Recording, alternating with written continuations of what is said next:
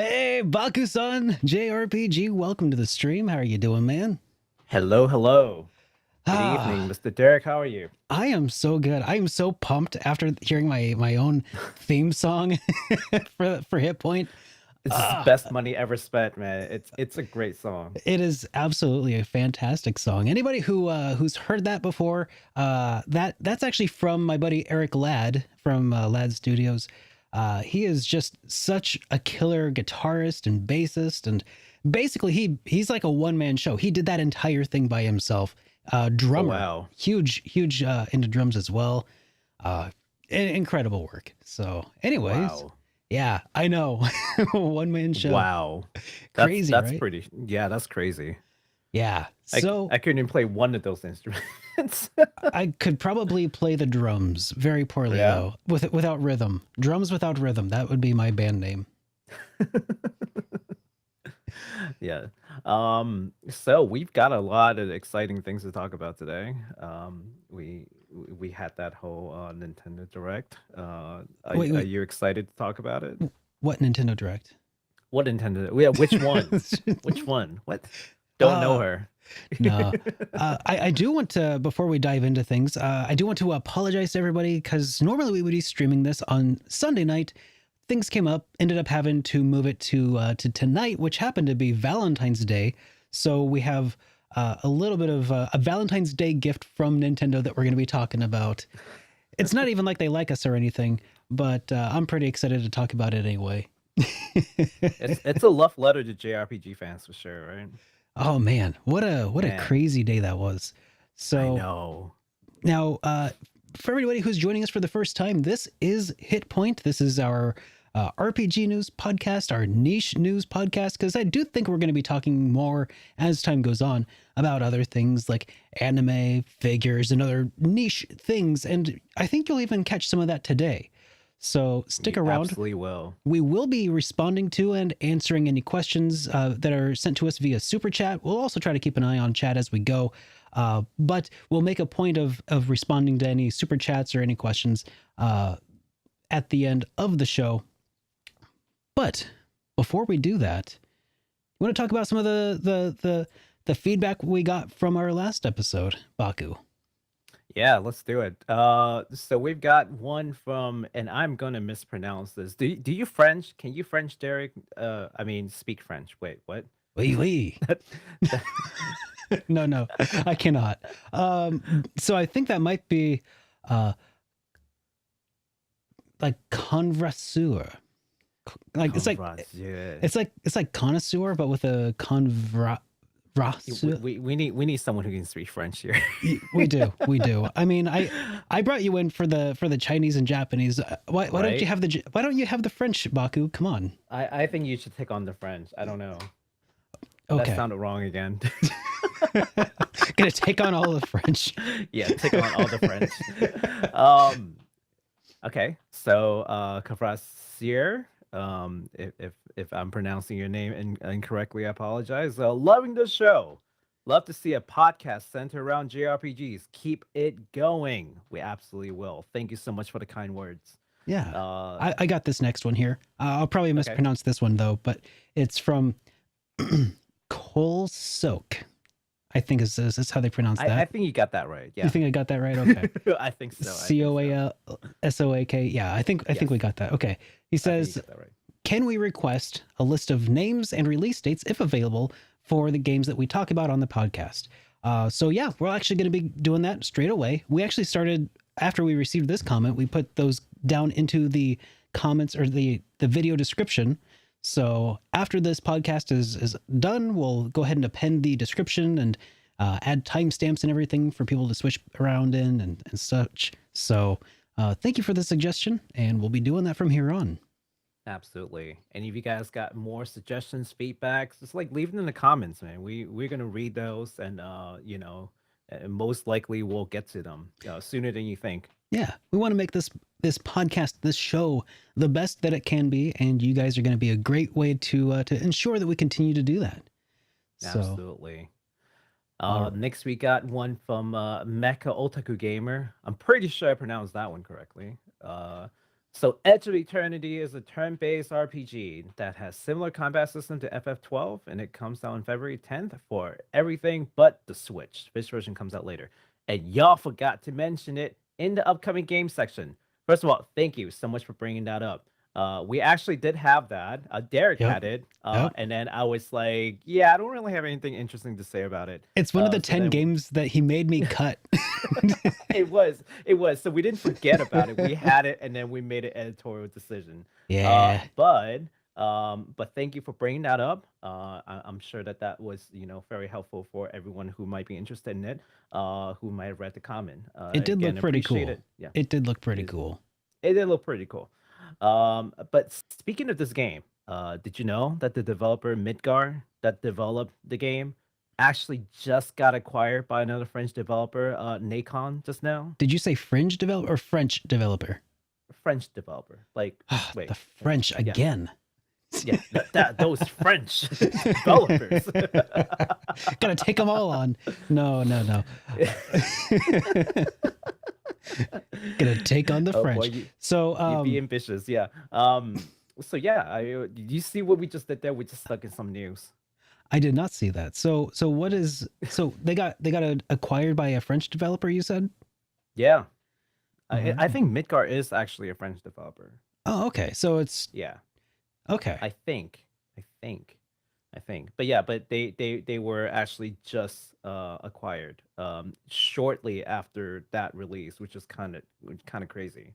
I'm not Yeah. sure, like there's some kind of weird timing to this, but yeah, no, that just happened like 2 days after. Very cool. I mean, I hope it's Yeah. cool. I mean, because that was an indie RPG developer, and now they're less indie, I guess. Maybe they'll have deeper pockets to further fund their games that they're creating. I mean, it's Let's hope so. yeah, we talked about it before. It's kind of a way into the industry to do some indie stuff, and Yeah. so yeah, best of luck to them, and I hope that works really well for them. Now, Yeah. Morgan Kinsley, Gonçalo Fieria, and Scott Pilgrim. Was it 3 different people who said this, or? So the three of them had like a little discussion in the comment Oh, section. Yeah. okay. So I would just want to give all three of them a quick shout out. Thank you so much for that. I love it when you guys have these like discussions. But the question that kind of came up in the middle was are sales based more on marketing budget and brand recognition or actual game design and technical prowess? I just 100% thought the that former. question was yeah, I thought 100% that the question was former. interesting. I think it's 100% a former. I think it's 100%. Yeah, it's got a lot. I mean, I hate that it is that way, but it definitely is that way. Yeah. Yeah, it's I mean, definitely brand recognition. 100%. yeah. 100%. Yeah. If Uh, simply investing all of your time in development or time and money into development and putting out the best game that you possibly could without worrying about marketing and stuff, then you'd basically have to rely on word of mouth, which sometimes can be really good. And that's how things go viral. Sometimes it can work. like DDLC, Yeah. Doki Doki, yeah, Doki Or Doki, just word of mouth. That thing spread like wildfire. But the game Undertale. also had to be free. How about Undertale? Undertale? Yeah, that one went I, pretty I viral, right? I don't yeah, think yeah, I think so. I think so. so.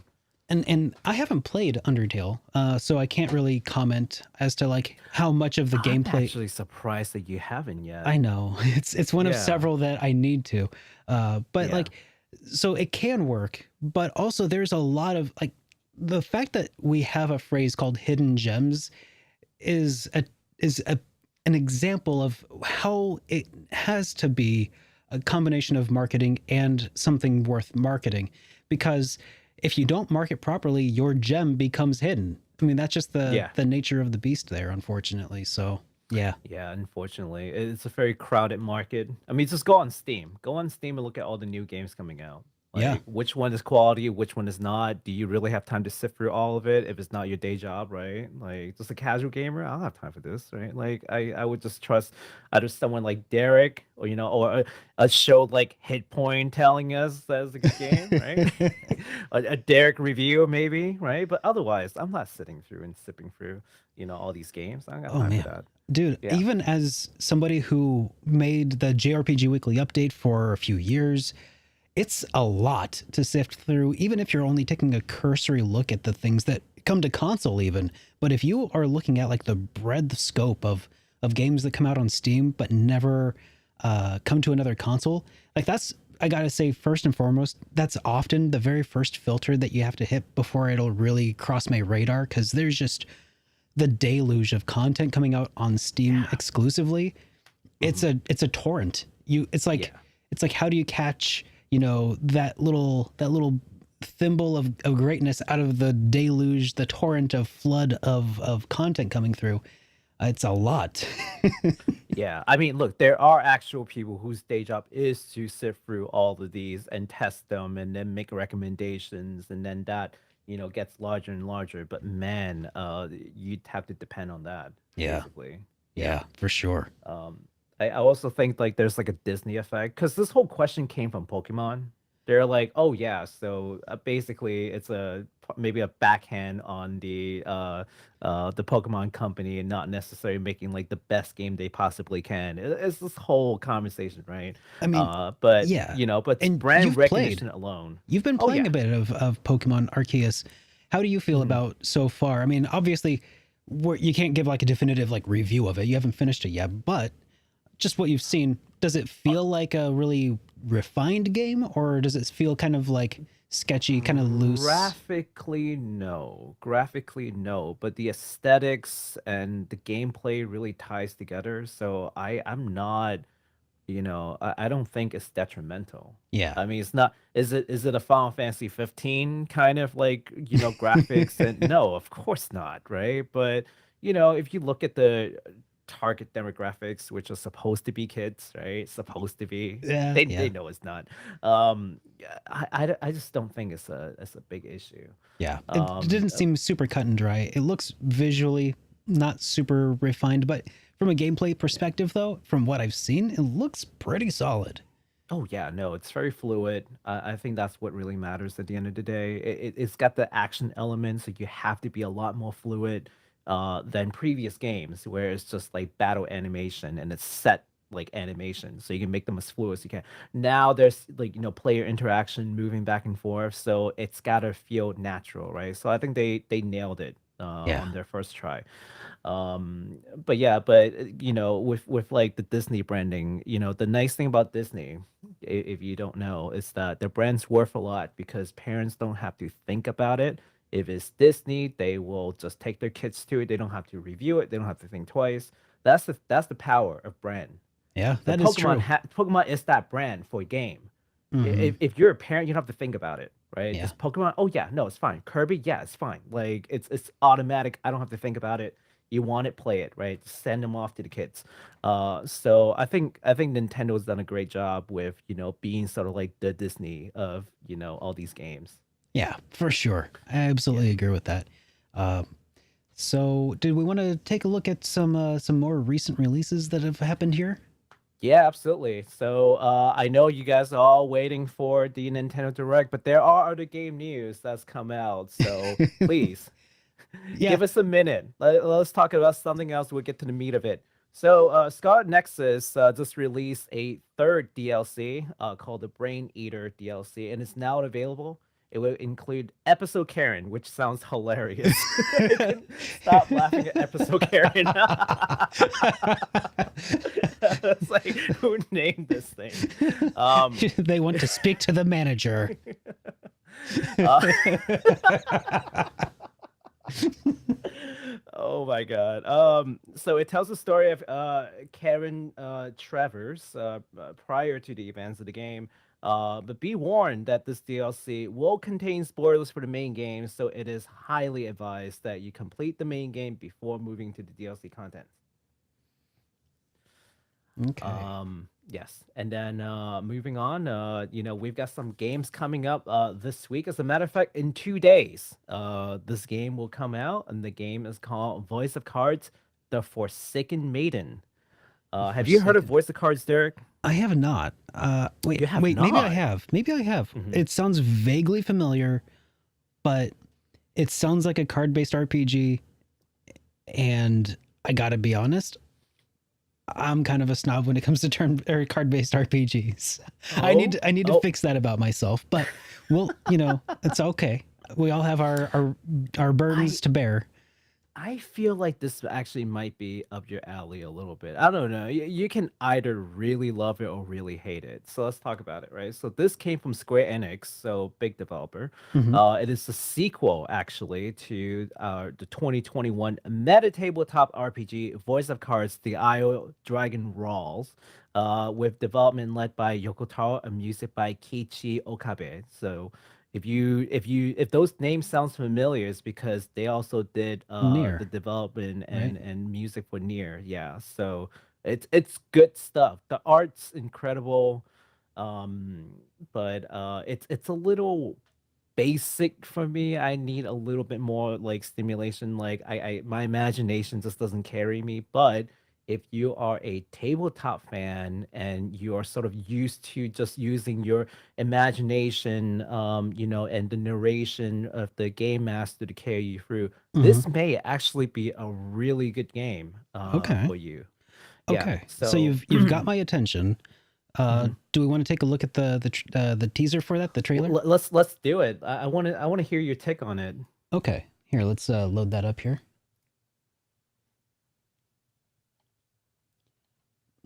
Of a maiden who Oh, feared hold on. Technical difficulties immediately. Gotta love it. Okay. Let's try that again. Okay. Oh, there it is. There we go. All right. Across the seas and through her own heart.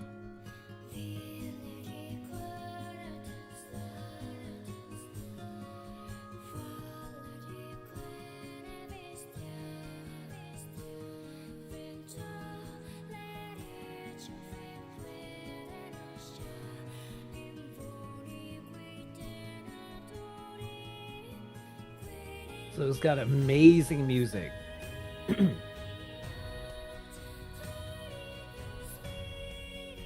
Yeah.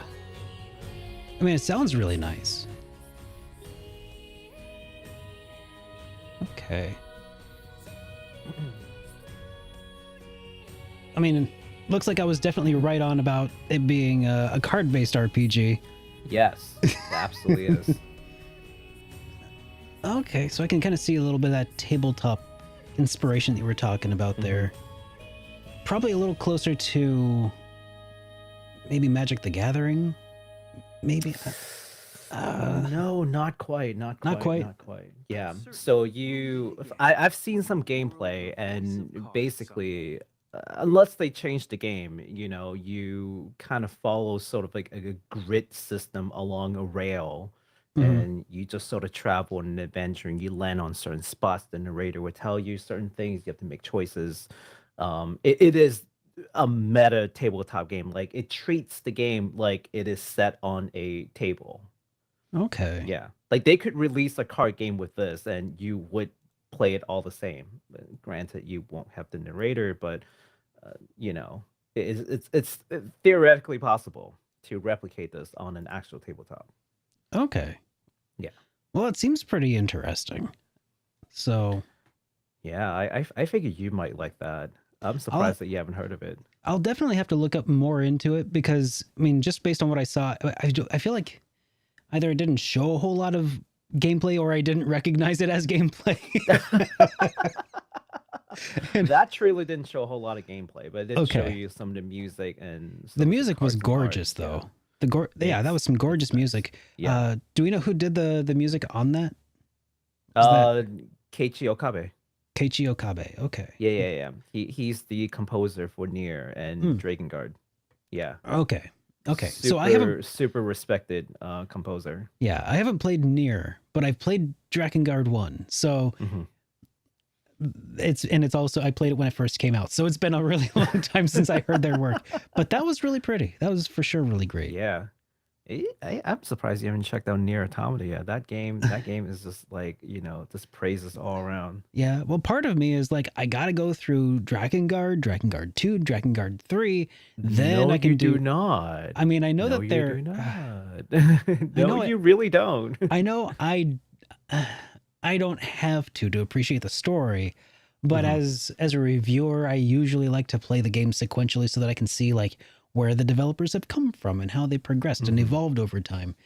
And so if I don't do that, then going back in time I find is a lot harder, than going forward in time. But that's just one of my own idiosyncrasies. But I understand a lot of people would really probably like me to check out Nier Automata and the new, yeah, the original Nier and all that. Hey, y'all know what to do. Time to shame Derek on Twitter again. My backlog is already massive, but Oh yeah, I can imagine. luckily I do own them. I own them, so the hard part's Mhm. done. At least Right. I own That Automata. is not the hard part. That is not the hard part. As anyone who has ever like bought games on a Steam sale, buying it is not the hard part. You'd be surprised. Sometimes, okay, this is just story time at this point. So sometimes Okay. Amy will like have me go to, my wife is Amy, by the way. For anybody who doesn't know, she'll like drop me off at a GameStop or something while she goes into Target or like Sally's Beauty Supply and just like, she just drop me off there and let me just go through all the aisles and just look at stuff. And then she'll go off and she'll shop for like 2 hours and she'll come back and I'll have like 2 games in my hand after like looking through everything. And she'll get there and be like, well, and I'll just put them back on the shelf because legitimately I am just such a cheapskate when it comes to buying games in general that I will hem and haw over just the most basic things and I'll try to get the best deals. So I walk in there and they'll have like, oh, we have this deal where you can get 2 games for 20% off, 3 games for 30% off, or 4 games for 40% off, and 5 games That's how they get or you. more for That's how they 50. get you. I know it is because they get me every dang time.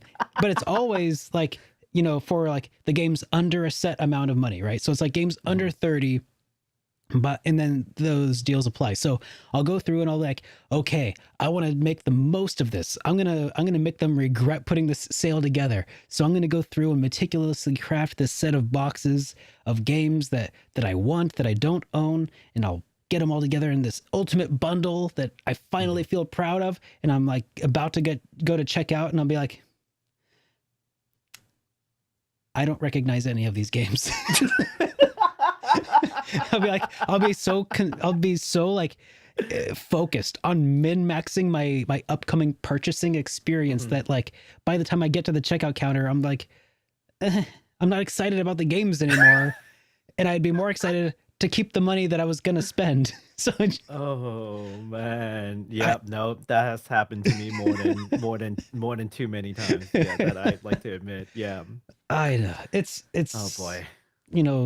It's my cross to bear. That's just how it is sometimes. You know what would make it a little easier for you, and I'm sure a lot of folks will appreciate me saying this, maybe. But instead of Drakengard and all that, you could just start with Nier Replicant and treat that as the beginning of the Nier series, and just forget about Drakengard. Period, because they don't really link anyway. I know. I Yes. should. You should just look at that as the first game, and Automata as the second game, and then I think you're gonna feel a lot better than not having to go for Drakengard 1, 2, and 3. Because man, I would not make my worst enemy go for Drakengard 1, 2, and 3. They don't play. They are pretty. The music's great, but oh my god. Well, 2 isn't even made by Yoko Taro, so that doesn't really help you. I loved Drakengard 1 though. I loved it. I loved getting all the new swords and killing all the grotesqueries on the back of a giant dragon. Oh, Yes. yeah. And Drakengard 3 has a lot of that, but boy, does it not play well. And it's not Yoko Taro's fault, because we've seen what he can do. Yeah. Just man, that game was just very poorly optimized. Well, I hate to completely sidetrack or side rail the entire discussion. But yeah, Voice of Cards, I might have to take a look at some gameplay trailers to actually like really see if that's something that's more for me. But that's coming out in a couple of days though, here on 2 days. 2 days. So the 16th 17th. No, sorry, 17th. Yeah, 3 days. 17th for 3 days. for anybody who's listening Yes. at home. 17th. It's coming on 17th. PS4, Switch, and PC. Yes. Okay. Now let's talk about some new game announcements that's coming. So not immediately coming out, but this will lead into our Nintendo Direct talk. Mhm. Disgaea 6 Complete is coming. Yeah. And this version will include all the previously released characters, cosmetic DLCs, and an entirely new colored DLC. Not to mention that NIS America, the publisher, will release a physical limited edition for the PS4 and PS5 version. It will run you about 110 US dollars. It'll come with an art book, 2 soundtracks, a cloth poster, and some art cards. All in a nice collector's box. In fact, you can pre-order it right now. The Gosh. game will come out in summer 2022. That sounds pretty good. That sounds. Yeah. I mean, it's $110, but that's a lot. It's a good amount. But I mean, it's a lot that it includes in the box. I mean, honestly, I've eyeballed some soundtracks that were, pretty expensive as well. So to get it bundled in with the game and all of the DLC, and as I understand, this is the very first Disgaea game to be coming to PS5. So if you're a Disgaea guy who happens to have a PS5, or gal who happens to own a PS5, then this would definitely be the sort of thing that might be exciting. I don't know. I mean, then again, Disgaea isn't exactly the sort of series to seem like it would take full advantage of the PS5. I don't know if that's overgeneralizing just from what I've seen, but it doesn't seem like it's still kind of like a 2D like. It's 3D now. Is in it fact, now? Some folks were not too happy about the 3D. I actually thought the 3D looks pretty good. But some folks just maybe takes a little bit of time to adjust the changes. I think in time they'll come to appreciate it, because I think that's about as good as it's going to look like if they ever move to 3D. It's pretty fluid. That's one of those things we touched on when we were talking about Pokemon and how it was subtly changing, or not so subtly changing with this Arceus. So that's just how people are. I guess they don't want to see their favorite things change, even if it's for the better or not even for the worse. And sometimes only time can tell. Like, was it a good decision to change? Because I can name a couple of game franchises that really changed for the worse, and we still look at them and regard the games where the change happened as sort of like the worst in the series. So only time can tell. Breath of Fire 5. Seiken Densetsu 4. Hey, Seiken Unlimited Densetsu 5. Saga. Oh yeah, Seiken Densetsu. Yeah. That was the thing. Oh. Did you know that? Did you know that was the thing? Oh my God, Seiken Densetsu 4. Was that the PS2 title? That was the PS2 title, yeah. Oh my gosh. I at first, for some reason, my mind, when you said Seiken Densetsu, I went to Suikoden 4. I'm like, but then I would just say, no, but Suikoden 5 was actually really good. No, I would never comment on Suikoden. I'm not prepared to have my life ending yet. I gotcha. You got some crazy fans out there. It's Trails and Suikoden. It's two games that you don't ever talk about. It's true. You don't mess with that. Yeah, you don't mess with that. But yeah, no. So the game is again coming out in summer 2022, PS4, PS5, and the Steam, with the limited edition for PS4, PS5. Available now in pre-order in the NIST America store. Check it out. Okay, so are we ready, Derek? Are you good? Is it that time? It's time. Guys, did you see that Nintendo Direct the other day? I'm sure you have, because we were going to talk about it like a half of a week after the fact, and it's the next day already. So you've probably caught a little bit of this news, but we're going to talk about it anyway, because this horse is so dead that it is worth beating. Yes. That Nintendo Direct, beat it some more, was so good.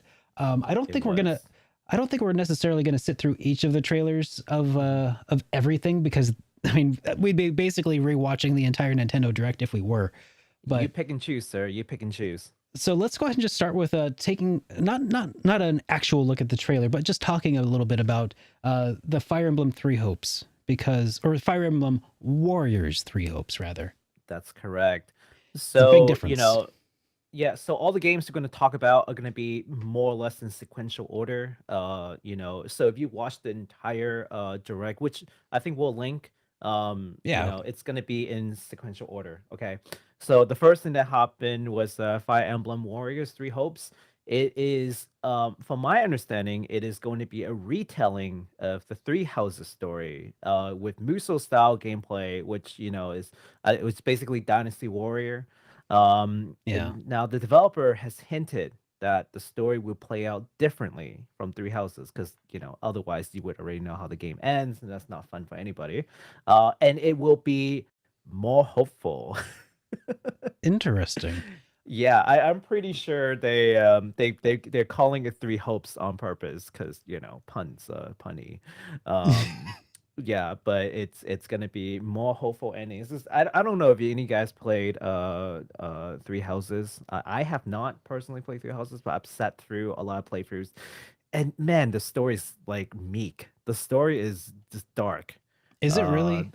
oh yeah, the I have story's not. dark. I haven't played it. Otherwise, I would have reviewed it. But Ooh, it the looks story's dark. pretty. It looks really pretty. But yeah, It is a gorgeous game, as expected of Fire Emblem. I love Fire Emblem. I just haven't had time to play it yet, but it's brutal. It's brutal. So Without getting too much into it, you're gonna get to know some folks, and then you're gonna have to go against some folks. except in this You're game not gonna because want to do it. it's because this one's going to be a lot more cheerful, a lot more slice of life version of I wouldn't Fire go Emblem that 3 far. It's going to be Yeah, I wouldn't go that far. cheerful, fairy tale endings. You heard it here first, everybody. Oh This my is God. where you go to feel good by the end of the game. If you didn't care for the really dark ending of Fire Emblem Three Houses, well, this is the game for you to play, and you'll it's one of those uplifting, kinds of feel good. I don't know if listen, don't listen to Derek. This is the rumor territory. This is how rumor starts. Look, okay, I'm going to Straight up spreading misinformation. Yep. You're right. This is a new show, sir. Um, I'm gonna say that you're not gonna get a fairy tale ending, but you're not gonna feel good, but you would probably feel a little better. Okay. Let's just leave it at that. You'll feel a little better. Okay. Um, Yeah. Well, I sure Uh, hope that it helps provide maybe some extra closure for anybody who needed it. So I think that's part of the reason why they're doing it too. So yeah. I honestly think so. Okay, so next up we got Advance Wars 1+2 Reboot Camp. Just gonna touch on this really quick. It's developed by Way Forward, and the strategy game is gonna feature a lot of quality of life improvements. And the pre-order is happening right now, and it's gonna have an April 8th, 2022 release date on the Switch. Yeah. Yeah, And this one's And next being up- made by Way Forward, I think, which is correct. they're super. They do a lot of like retro remasters and such, right? What else have they? Did they do Shantae? I don't recall because I I've think- never played Shantae. I've seen Shantae and looks really good. I don't know if they're Way Forward, but Way Forward's been around for a while. Yeah. Yeah, I'm trying to remember what all they did. If it was like, yeah, okay, so they did do Shantae. Gosh, what else did they do? River City Girls, as opposed to like River City Ransom. Girls was them. Mhm, Wow. mhm. Oh, Yeah. No. Yeah, then there's Mighty Switch Force. Yeah. They did a lot of really interesting games actually. So Yeah. yeah, so I guess the name isn't just it's not just a clever name because like they also are like a way forward Oh of my bringing. God. I mean that's Oh no. no, I think that's what they're actually going for with the name of their I'm company. Like Pretty it's sure that's exactly what they're planning for. But yeah, it's a dang way it, forward for I was older. thinking about it. Yep. I'm glad I can make you groan like that. It's great. Thank you, Derek. You do have that special power. Yeah, I get that a lot. So Yes. So again, April 8th, 2022 for everyone who is interested in Advance Wars 1 and 2. And it just comes in a single package. It's all nice and neat. And it's got a bunch of improvements. Yeah. Yeah. So the next game, oh, this is exciting. Front Mission 1 Remake. Developed by Square Enix. This is the remake of the 1995 classic Front Mission tactical RPG games.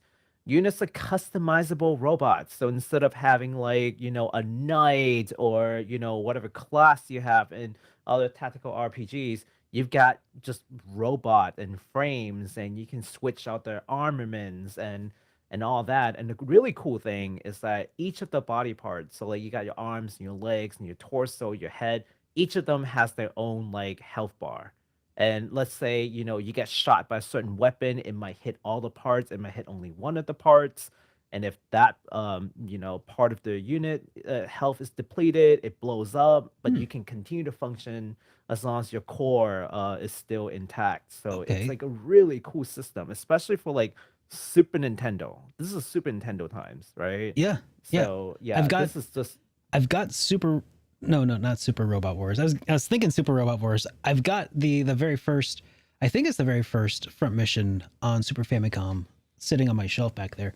I thought I had 2 copies of Front Mission on Super Famicom, but I think it's just the one actually. So oh, okay. yeah. Yeah, but man, that game is fun. I grew up playing that game, and I cannot wait until that game gets released. Can you sense the excitement from me? I was so excited for Front. I never thought that I'd see the day where Front Mission would come back, I and know. then hopefully it sells well, and they make new games with new engine and just like make this thing work. Come on, Square Enix! When These was news? I need new Front Mission games, please. the last Front Mission to come out? I don't even remember, to tell you the truth. I don't remember. It's Okay. been so long. Yeah. I'll look it up. Maybe I'll look it up. Maybe I'll post it somewhere. I'll look it up. But yeah, so this also looks like it's gonna be a summer release only on the Switch, and Front Mission 2 remake will be coming in the future. So that's why I'm talking about 1 specifically, because that's a summer release. We Yeah. don't have anything for 2. There's no no video, just that it's coming in the future. So take that as you will. So was 2 the which console was that on? Was that also on Yeah, it was Famicom on or Super Nintendo. that was also Super Famicom? Okay. I'm pretty sure. Pretty sure. Or was that so because when I mentioned that I had 1 and 2 on Super Famicom, I got a little pushback from people, and I think one of them was Gun Hazard, right? Is that technically I know that I remember there was a Front Mission game that's basically a platformer, like Metrovania kind of game, and that was also really fun, by the okay? way. Okay. But I don't remember what that game is called. It's just so long ago. I played it when it first came out on the Super Nintendo. That's how long it's been. So I apologize for not having refreshed my memories prior to this. But Oh, that's all man, right. it's just so much fun. It's so much fun. I can't wait to just sort of, completely re re re uh, re experience. Is that a word? Yeah, I think it counts as a word. Let's make it a word. To just really experience the game again on a blank slate is of what I'm hoping to do when it comes out. Since you have a connection to this game, let's go ahead and take a look at the trailer together real quick. Okay. Because Do it. this looks like it could be good. Oh yeah, this is great.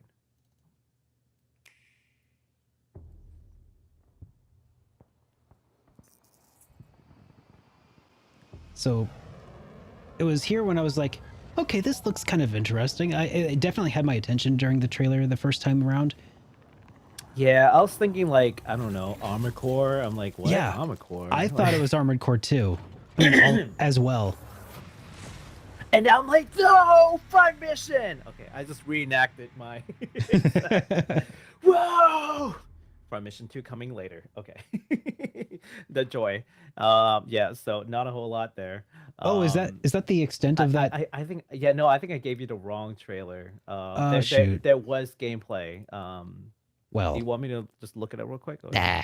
If you want to, if we can. Nah. Okay. We don't. Yeah, let's go ahead and keep things moving Yeah, along let's because I'm excited to talk about this next one because I know that it is Baku's favorite game of all time. Good. Go I ahead, mean, Derek. Go ahead. I would say nothing. Go ahead. All right, so big news for me that actually just stole the show. Like honestly, everything else just paled in comparison to the announcement that Chrono Cross, the Radical Dreamers edition, will be coming to.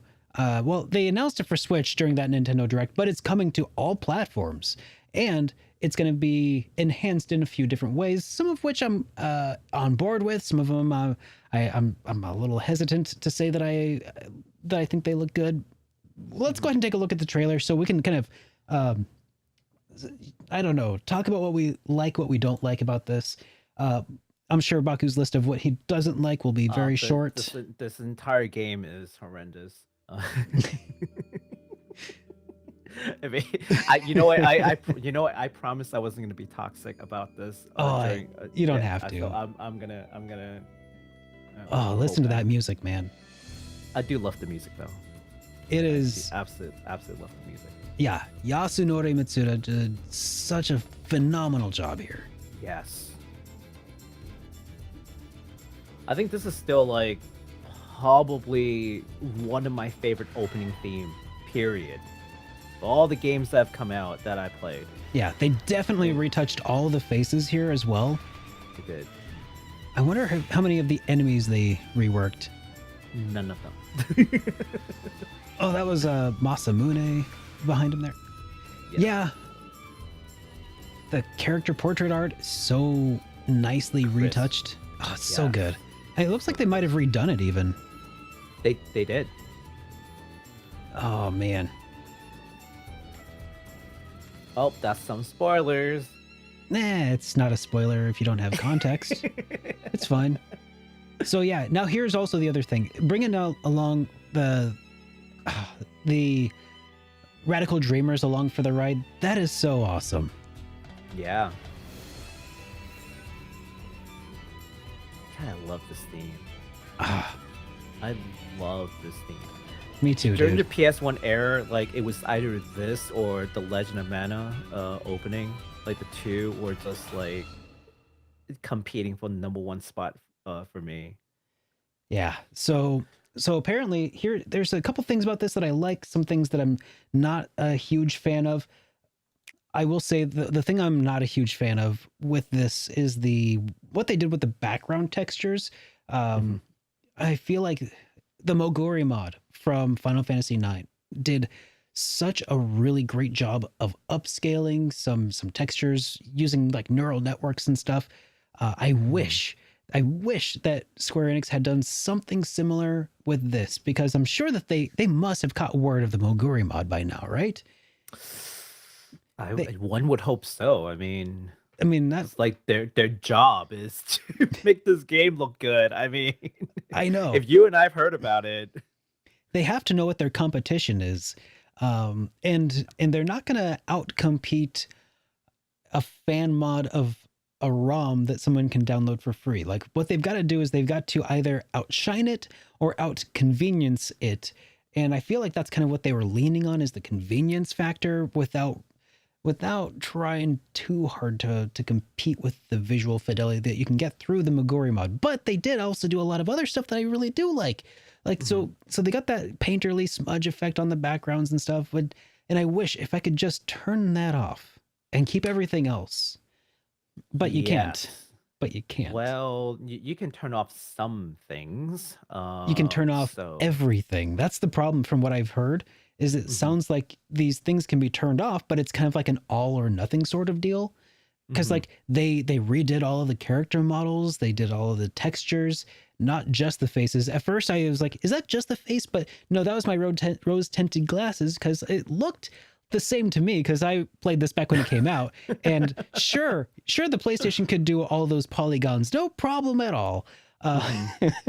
No, I've seen some direct comparisons on the... what was it called? There's a Twitter account called Chrono Game, I think, and they've been showing some comparisons, some before and afters and stuff, which I think is pretty cool. And there's some pretty big differences, to be sure. But yeah, it's just the smudges. The smudges on the background art is just, I don't know, man. What do you think? Well, I hate this game. Okay. Fair. Okay. No, That's fair. I've gotten that out of the way. So of course, this is the remaster. It's got upgraded models and fonts. Some characters has actually been redesigned with new artwork. Some of them, And, because it and would actually be, come from the original artist yeah. himself who worked on it. So super awesome. Music has been upgraded by the original composer, Tatsunori Mitsuda. So that's super cool. I'm happy that they're able to retain like the original talent to come back to work on the remaster. And you can turn off the changes. I'm not sure how granular it is. I'm hoping that it is sort of like different option that you can just turn off I really individually. hope so. Yeah, It sounds I like hope so. the things that I've been reading so far make it sound like it's really just an all or nothing sort of deal. Mhm. I Yeah, hope that there I hope is so. I pushback hope on that. so. I hope that I the hope feedback so. they get will alter their decision, because if they are going that route, it's going to make it really tough to sell it, because there's a lot of people who feel similarly about the background texturing, smoothing and stuff. Mhm. I mean, worst case scenario, you're going to get a stock standard experience on your Switch, which is Mhm. okay. Yeah. Mhm. Um, part of me wants to I- just wait though and buy it on PC, Mhm. because I'm sure that the Steam release will probably allow you to do a Mogori mod for that as well. You know? Part of me thinks that they're doing this so that the community would just release a mod and they don't have to spend money developing in it. Is You is might be that is right. that too much of a conspiracy theory? Is that too much? I don't know. I mean, okay, Hmm. but listen, how hard do you think it would be for them to take the assets from? I think that there's already a Chrono Cross Mogori mod, an upscale mod. How hard Hmm. would it be for them to just take it and use it? See, It's a that's the little bit thing. gray area. It's a little bit Yeah, gray it's area, kind of but gray. it's using artwork. It's their artwork that has had a process applied to it. Mhm. So it's definitely derivative. I don't think, I mean, it's a messy thing, and I'm sure that fans would be absolutely pissed. Fans of the Mogori mod would be livid to see Square Enix do something like this to profit off of the hard work of individuals and modders. Yeah. But at the end of the day, I do believe that from a legal standpoint, it would be within their legal Oh, right absolutely. to do such a thing. Absolutely. Absolutely. But in the court of public opinion, how legal it is hardly matters, right? Yeah. I would imagine it would be they would have to go through a similar situation of like just like Geofront, right? Where like it is their property, but they can do the good guy thing and just work with whoever it is who's sort of like created a certain mod that has really enhanced, in that case, like a translation mod, right? If you Yeah. will. It's still a mod to a game, it's translation. Very And true. just work with them and implement it because fans love it so much that it's such good quality that they want to include it in the official release. So I imagine that they can do something similar to that, and fans would be appeased. Yeah. I guess the Yeah. only reason I didn't immediately go there is because I don't feel like Square Enix is the kind of organization, corporation, what have you, that has the heart to do something like that for Mhm. fandoms. They are far more likely to send a DMCA and like take it. And I'm not Yeah. kidding. Like send out their cease and desist and just take Mhm. down whatever competition comes from the fandom, and then be like, this Mhm. is ours. I mean, that Yeah. feels far more in character, and I hate to say it that way, but it's, I think, very true of Yeah. how they tend to operate. I mean, look at Chrono Resurrection, for Mhm. instance. Uh, that was a fan inspired by Chrono Trigger project that they were going to Mhm. try to recreate Chrono polygonally, and Mhm. and that just got shut down like the day Ooh, before it was going to come out. so fast. It It was was so it fast. was brutal. Yeah. I just wish that corporations understand that you do have lawyers for the court of law, but you really should hire a couple more PR people for the court of public opinion. Because if you think that court of law has consequences, yeah, you also have consequences when it comes to these kind of measures. And you ought to pick a thing that, gives you sort of like the least of two evils, right? Yeah, for sure. You got to find a balance. Mhm. Well, let's not tell corporations how to run their business. What do we know? We're just gamers. Um, okay, So this game will come out in April 7th. So mark your Yeah. calendar if you're interested. It's going to come out on the Switch, PS4, Xbox One, and Steam. Derek?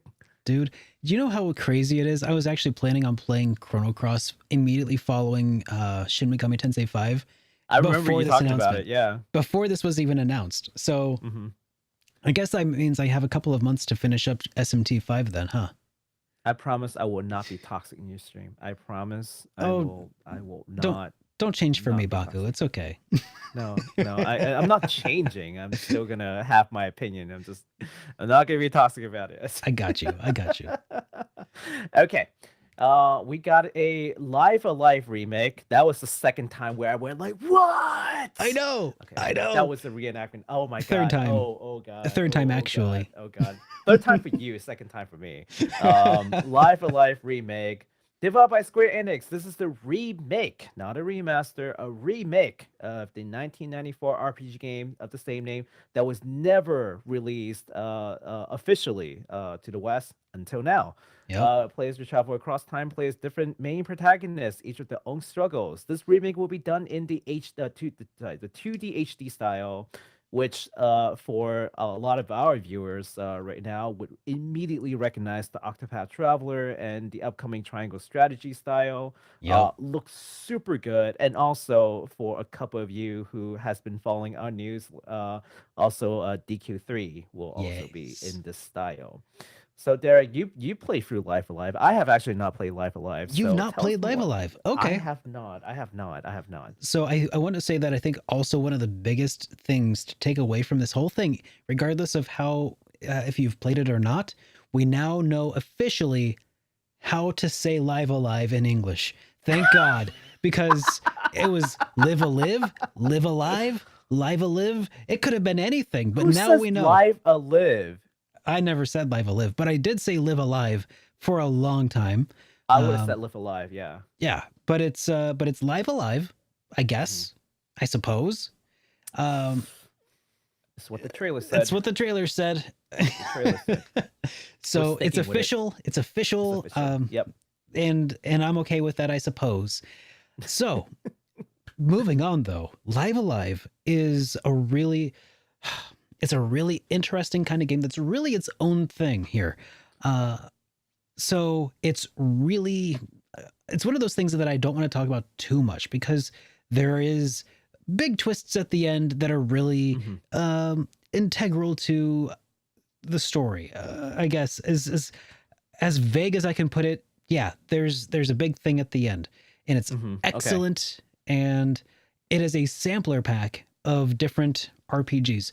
There's a semi-tactical battle system where you have like a grid of like 5x5, I think, grid that you can, and it's sort of like a what's the word when it's not orthographic? It's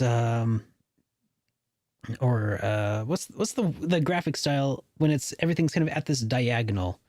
Isometric. Isometric. Thank you so much.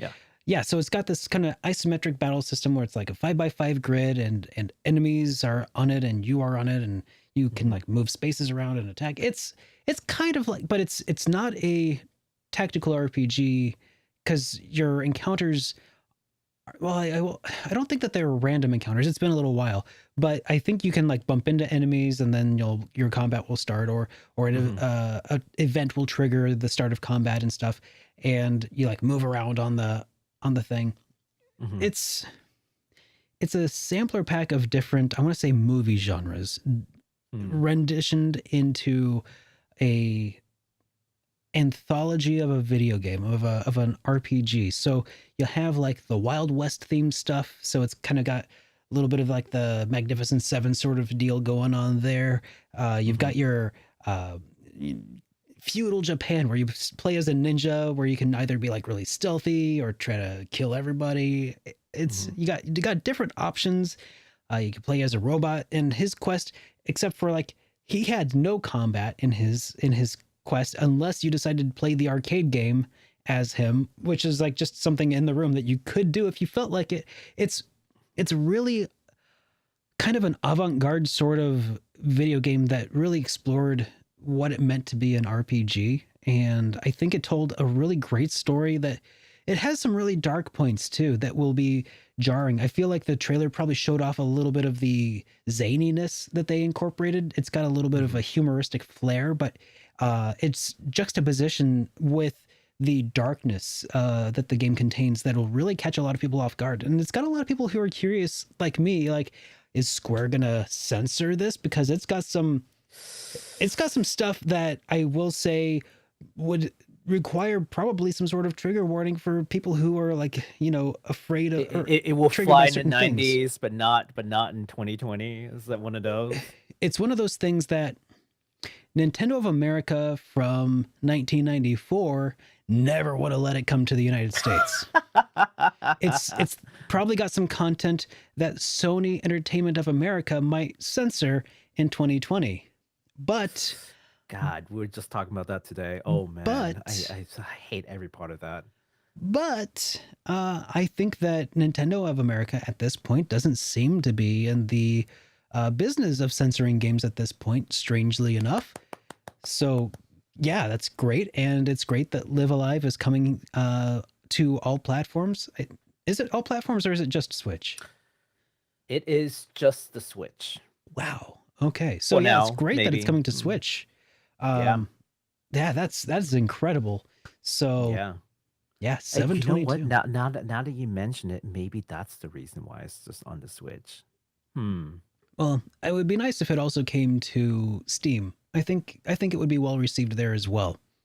Yeah, I mean, with the way that Octopath Traveler eventually coming to Steam, I don't think it's out of the question to think that this will eventually come to the Steam. It might Yeah. take a little bit of time, but Might be a I timed think, exclusive. Yeah. yeah, it's gonna be like a time exclusive kind of thing.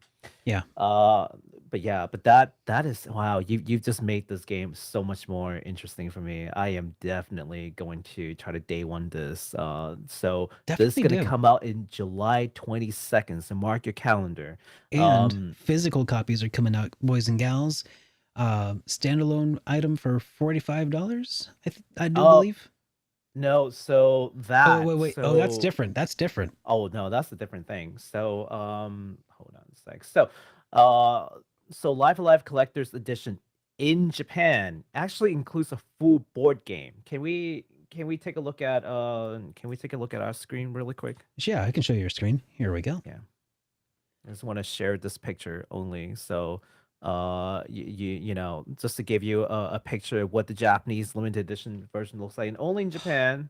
It comes with a tote bag, 2 soundtracks, the Steel Titan model kit, which is right here, and some collector box, right? So Now it's you pretty cool. say- That tabletop game looks really cool. Not gonna lie. Now you say it's only in Japan. Do we know? Yes. Could it possibly be multi-language?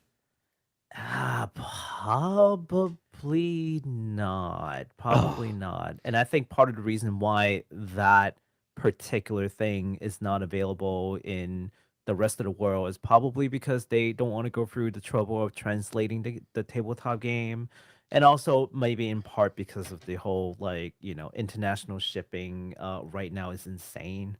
Yeah. I don't know if you guys know, but man, shipping costs is crazy right now. It's been crazy since COVID, really. So I can see why they might not make this available. Mhm. But don't fret, because if you really like the Steel Titan model kit, yours truly has dug in, and I found the kit available for pre-order for $45 at the Square Enix site, the Square Enix store. So if for those who live in North America anyway, I haven't checked Europe, so I apologize. But for those of you who live in North America, you can go to the Square Enix NA store, and you can get it for $45 US for that model kit. So you can just get part of it.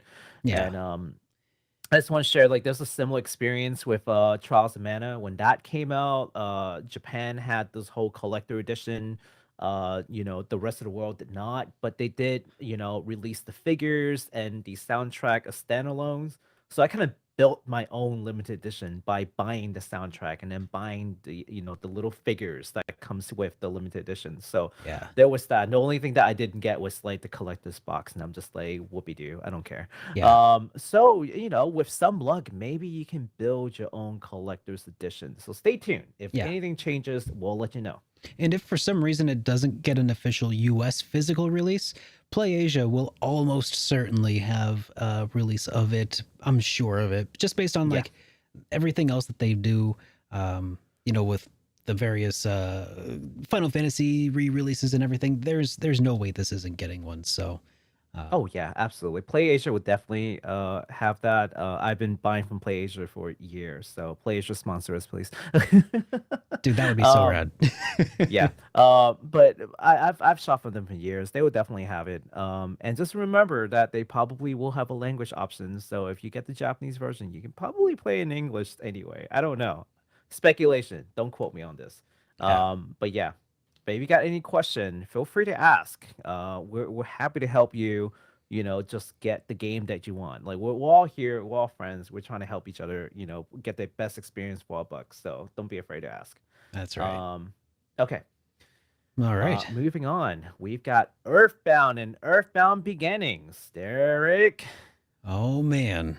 that's a you. Earthbound and Earthbound Beginnings is one of those things that I was really excited when I first saw it because it's Earthbound and it's Earthbound Beginnings.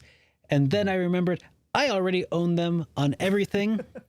And now, in order to get them, if I want to play them on my Switch, I'll have to sign up for that subscription service. And you don't actually own them, you just have them available in the subscription service. And it's one of those things where it's like, yes! And then I was like, Wait a minute. No, I thought these are digital versions that you buy. You do own them. do you? Yeah, I think these are digital games. These are not cloud games. I'm pretty sure that they are. Just like how everything else on because Nintendo does not have right now a virtual console of any sort. They just have their subscription service to Nintendo, whatever it's called, Nintendo Online, Switch Online. I don't know. No, I thought I meant I think these are just digital copies. Is it? I mean, you could definitely buy digital copies of games. Yeah, I mean, Pokemon like Brilliant Diamond and Pearl, they have digital versions of the game.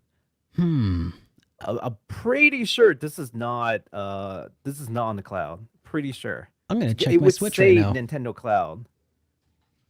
I'm looking it up right now.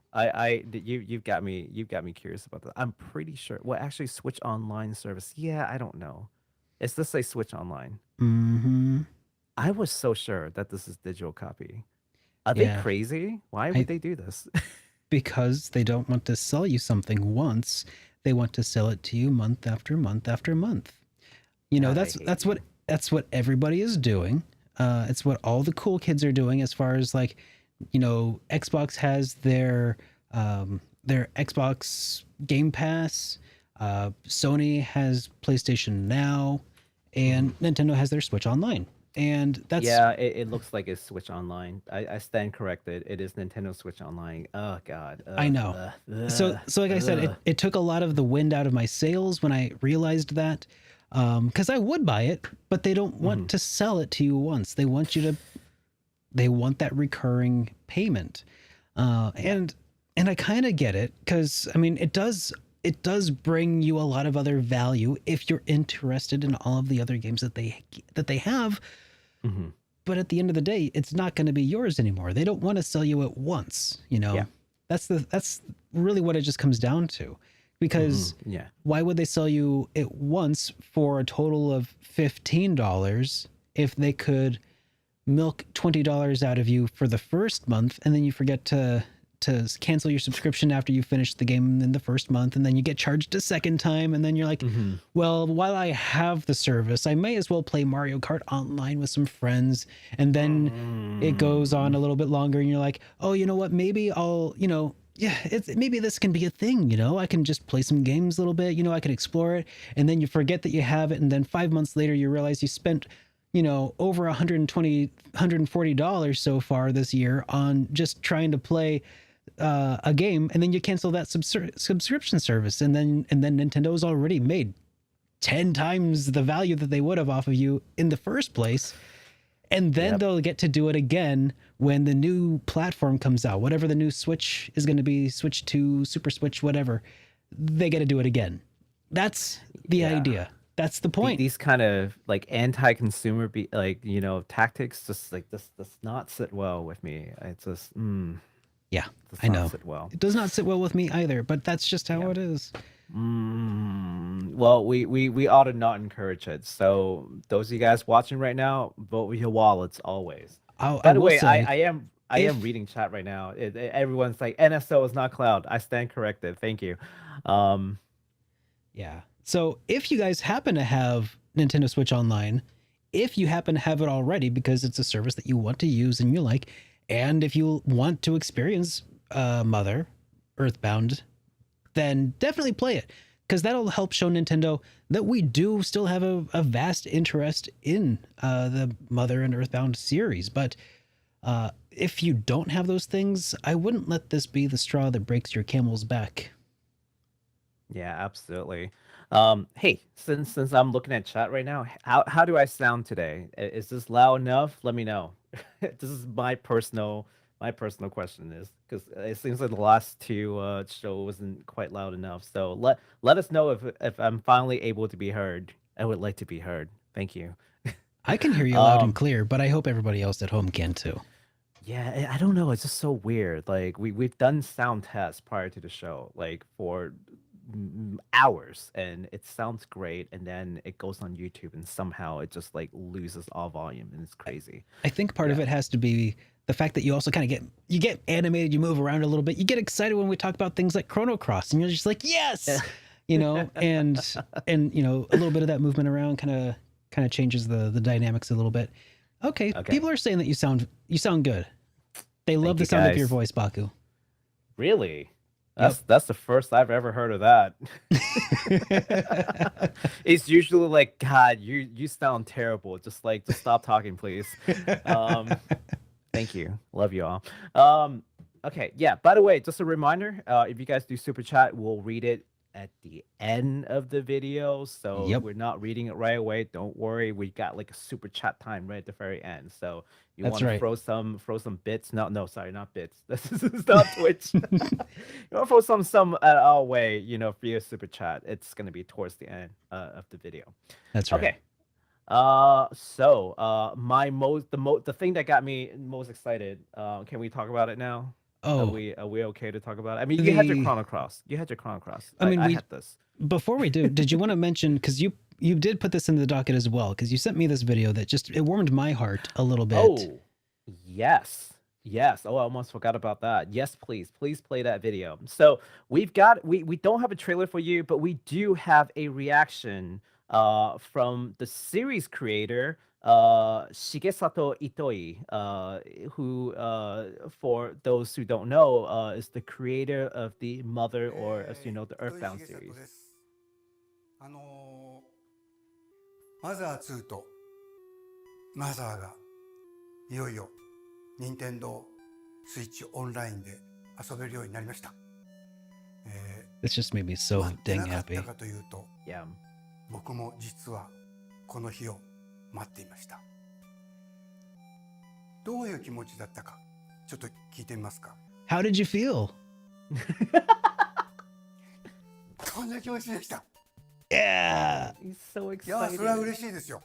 前から僕マザーをやったんですよ、子供の時とか、最近もやってるんですとかっていう人に会うたびに、なんか友達になったような気がしてすごく嬉しかった。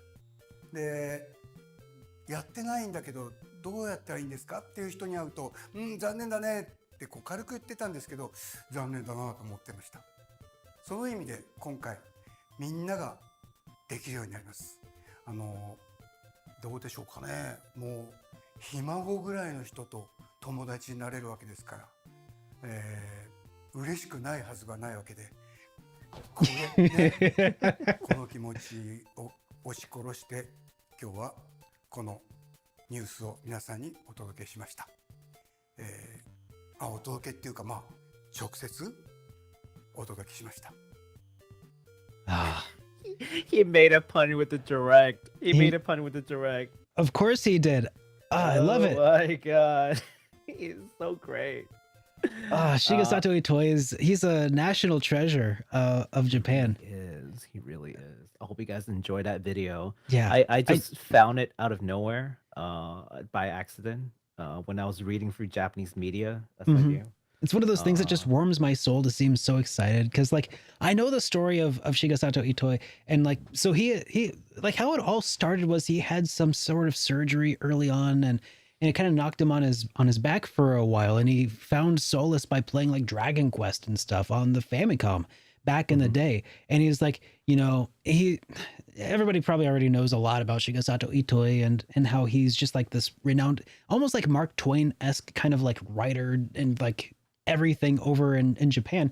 And he actually, after that, he approached Nintendo, and he talked to was it, gosh, who all did he talk to? I think it was creator of Mario, what was his name? I mean, I have his face, like, you know, I see his face in my head, but I don't remember his name. Me too. Chat will tell us. But yeah. Chat will be like, how did you not know his name? I am sorry. Miyamoto, right? Okay.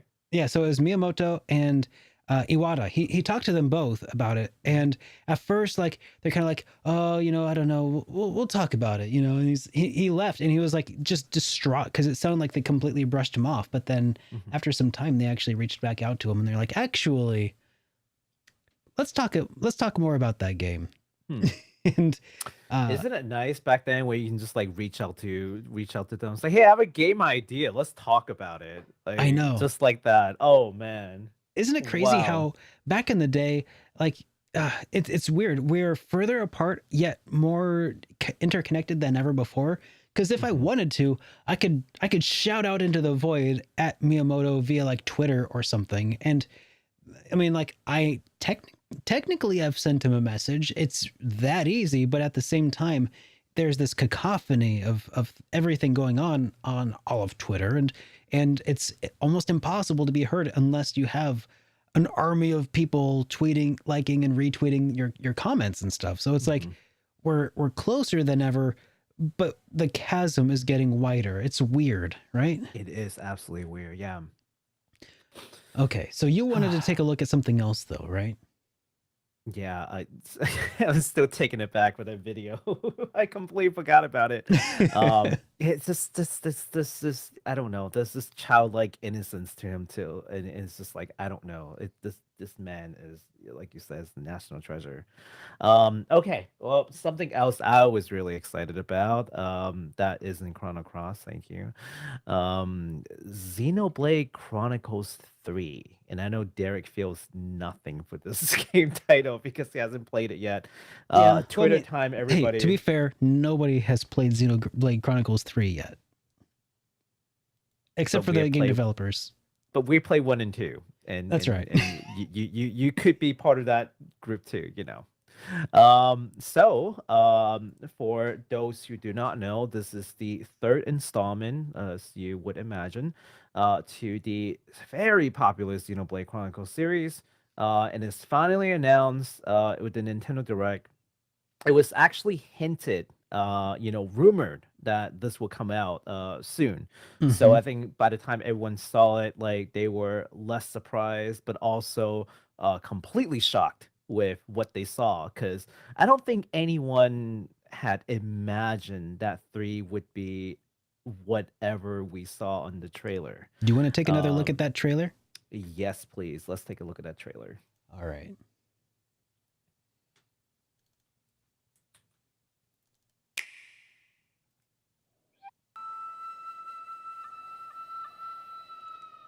Fighting in order to live,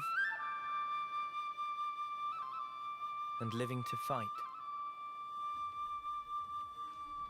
Yep, it was when I saw the glowing swords, That's I was like, yep, that's Xenoblade, all right. Yep. That looks like the Monado. Tell me, what would possess you to side with them? We're fighting because there are enemies to kill. I refuse to believe you're him. I knew it. I saw this coming.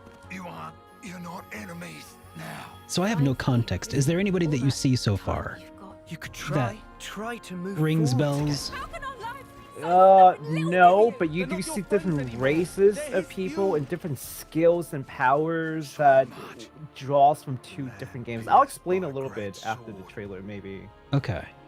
Yeah. It's the only way You you're will gonna eventually defeat the see real a enemy. character or two. Whatever life is lost, I won't let you shoulder it all alone. What good filling up these flickering clocks in our eyes? It'll never replace the friends we Oh lost. god, I saw the little weird things. The little weird thing. The little weird furry things. Egg people. Yeah, there you go. Those are the two characters. That's the protagonists of the game. It showed them. God, that is gorgeous. It is beautiful. Is that a dragon like face in the background? Yes. So I think this is. Is that you a know, spoiler?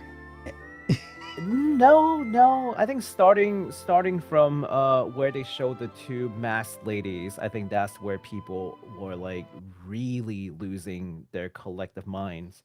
So just to explain a little bit. So as we go into the trailer, you kind of saw the main character. Actually, we got the names now. The main character's name is let's see. The main character's name is Noah with the ponytail. Mhm. He's wielding a blade that's very like Tron like, and like as you say, it looks kind of like the Monado, which indicates that he would come from sort of the Xenoblade Chronicle, oh sorry, not Xenoblade, yeah, Xenoblade Chronicles 1 universe. Okay. He's joined by his friend Lance and I believe another girl named Uni. So they're from a certain nation, right? Yeah. And I believe the nation is called Kevs, where they use sort of these mechanical technology and incorporate into the army and combat vehicles and what have you. So like just machines. I mean, I saw right? tanks and stuff like on the horizon, and I don't recall a whole lot, but I feel like machines are one of those things that when I did play of Mhm. Xenoblade 1, they weren't super common.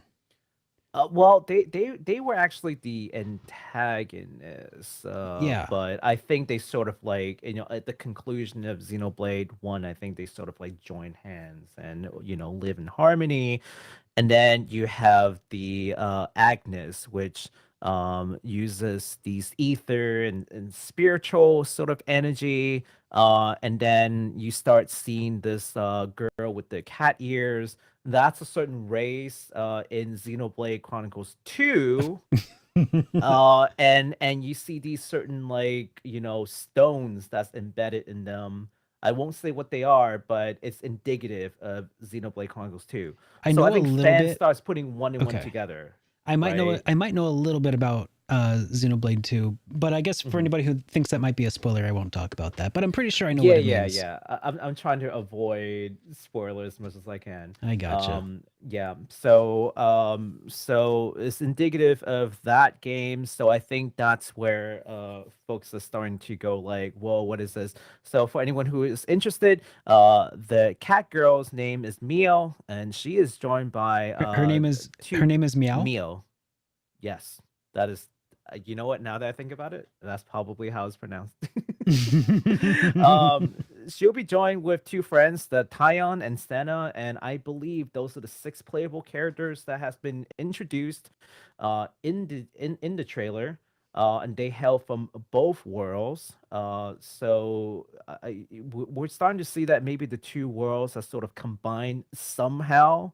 We don't know how, and that's part of the mystery. And you see the two masked ladies, and they, because they're masked, like you can't really see what their face, but they have certain characteristics about them that indicates that they're certain important characters from 1 and 2. Okay. And it seems like they're at odds to each other, and they're commanding these two nations against one another. We don't know how, we don't know why, Mhm. but that adds to the intrigue. Were these previously thought to be like two different worlds between Xenoblade 1 and 2? 2 different worlds, completely separated. Well, again, just don't want to spoil, but Sure, let's just sure. you can look at them as two completely separate worlds. Yeah, without Okay. going into details. I know some fans are like in there like, no, actually, well, actually, I do know. I just don't want to go into details. I gotcha. So I gotcha. try not to Thank you. spoil people in the chat, okay? Please be considerate. Oh, I should have muted the music. I'm sorry. We got to contain the excitement. Speaking of music, wasn't Yasunori Mitsuda involved in some of the music production here? I think this man was just really busy because he was doing Chrono Cross like remaster and now this. Like, know. how does he have time for anything? By working himself to exhaustion and putting himself in hospitals, of course. Which I'm pretty sure he's done many times. Yes. Yes, he has, unfortunately. Yeah. So, well, he's mentioned actually. Well, so actually, it wasn't him. It was the executive director Tetsuya Takahashi, who's mentioned in an official Nintendo blog that even though there are a lot of hints in the visual representation in the trailer, it is actually, auditory. So the music actually gives you some hints that I think he's seen some reactions. He's not really seeing people reacting to the music as much as he thinks we should. So I think for people who are, particularly tuned to music and what have you, maybe take a second listen and tell us what you're hearing. Because I'm not like a really big music person. Like, Yeah. I enjoy it. I but hear don't it and I go, analyze ooh, it. pretty. Yeah. So I mean, hey, if you got that like musical like analysis kind of mind, like let us know if you're a fan of the game. Like take a second listen. Um, I do want to mention one more thing, and that is you mentioned, hey, is that like a dragon sort of thing towards the end? The giant sword actually comes from the first world, and then the Yeah. dragon looking creature comes from the second world, and the fact that they coexist in the same Okay. plane definitively tell you that the world have merged. Okay. So Okay. for fans of the first and second game, you can definitely expect to play this game to find out what happened after the conclusion of the first and second game. That's exciting stuff. Yeah, I do super exciting. I do need to play Xenoblade. At the same time, I've been like, man, I've really got to get through Chrono Cross, and I've got this hankering again. I hate to say it out loud, but I kind of I got this thing at this itch where I'm like, man, I really need to play some Trails of Cold Steel at some point. So I mean, I know. Man, no. Maybe- We don't talk about Cold Steels on stream. We don't I know, but I'm just being pulled in so many different directions. I want to play them all. I want to play them all. I know. I'm with you. I am almost done with East. I am only in Trails like the third. I haven't even started third. I just finished SC. So oh my god, I have so many The things. third, man, it's so good. Yeah. I've heard and I've made plans to play it, so it Ooh. will come. But Sweet. I want to I'll get through all my definitely- East games. I'll definitely be there for that. All right. You want to keep moving N0 on? and Azure. Yes. Okay. So in the spirit of trying to wrap up our coverage for Nintendo Direct, here are some honorable mentions. Mario Strikers. Actually, no, before I do that, sorry. Xenoblade Sure. Chronicles 3 coming out September this year. No Yeah. no exact date, but September Yep. sometime. So hopefully they won't delay. Okay. That's with just that a out half the a way. year away. Just a half a year away. So squeeze in XC1, XC2 immediately. Honorable mentions goes to Mario Strikers Battle League coming out in June 10th of this year. Looks super fun. Splatoon coming out in summer of this year. Also looks super fun. Kirby and the Forgotten Land. If you have been online recently with Kirby swallowing a card, that's where that came from. That one March actually looks pretty 25th. cool. Yep. Oh, I'm definitely getting that for my nephews. Yeah. Like day one, I'm just gonna get it for my nephews. Let me know if it's an Um, RPG, if I need to buy it or not. I'm guessing. It is definitely not an RPG, but it is still looks really fun. So you want to just get away from RPG for a little bit off stream. Maybe that could be a fun game just to relax. Klonoa Fantasy Ravine series, which includes Klonoa 1 and 2, is a classic from PS1. Will come out July 8th, 2022. Looks great. And last but not least, Getsufumaden, the Undying Moon, is available right now with like these sort of traditional Japanese arts, sort of aesthetics on what I believe is probably a Metrovania kind of game. So if you're into Metrovania, I think this is a good game for you. So please check it out. All right. Alrighty. So that brings Now, us to a game I was kind of excited for. And I tried to tease everybody about it at the beginning of my last video, kind of recapping a lot of Nintendo Direct. And I feel like a lot of people just didn't stick around for it because there was like, I didn't miss anything you talked about. I'm like, did you know about Loop8? I didn't hear anything about Loop8 until this morning. Oh, yeah. So I guess I spoiled it. Yep. Guys, Loop8 looks so good. Loop8 is what we're going to be talking about here for a second. And Baku, as our resident know-it-all about Japanese everything, I think that's your certified title, right? Yes. Is- I think the certified title is Weep Overlord, but please. So you have the skivvy here. You have some insider knowledge and by insider I mean like Japanese, so you know what they're talking about. Insider You got some knowledge. insider knowledge of what these moon runes mean. So let's go ahead and take a look at this trailer in a Yes. second here, and you can maybe help shed some light on your hypothesis that you shared with me about why maybe it wasn't in our direct. Okay, yeah, sure. So, do you want me to give some overview before you do the video, or are you Well- doing the video? Okay. Let's go ahead and do the video real quick, just because this thing looks really dang pretty, and I want to Give take a people look at it some real quick. context, right? Yep. Yeah.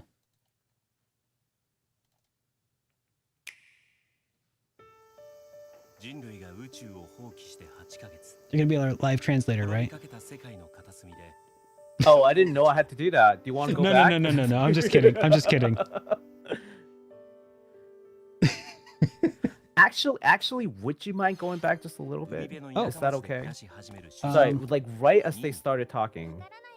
I kind of cannot actually because of the way that this works. Oh So no, it's okay. It's okay. It's okay. okay. Yeah, these monsters called Kegai. Yeah. They are fighting against these Kegai. This is the was it the Kakeru system?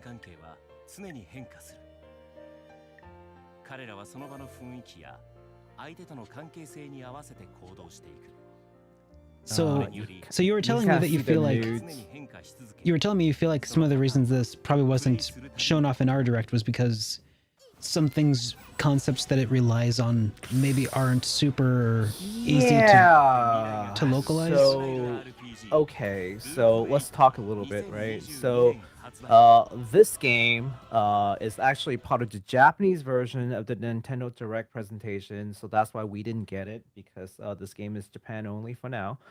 It is a turn-based RPG, and it's developed by Marvelous, and they have coined this to be a juvenile RPG, which I don't think they understand how weird that sounds in English. But maybe it's like a translation thing. Like maybe they said like a juvenile RPG in Japanese, and then it just translates oddly in English. But that's part of the problem, which we've alluded to, and that is things being lost in translation. Okay. So this is I'll get so Marvelous is telling us this is in fact a JRPG. Get it? JRPG. So the story surrounds a teenager named Nini, who has moved to a seaside town of Ashihara. It looks very peaceful, but there are constant threats actually from these creatures known as Kegai. So those are the monsters that you saw. They're called Kegai. Yeah. And basically the main cast has to fend them off and just like discover hidden truths. Kind of your standard RPG affair. They got to reach out to the truth. Okay.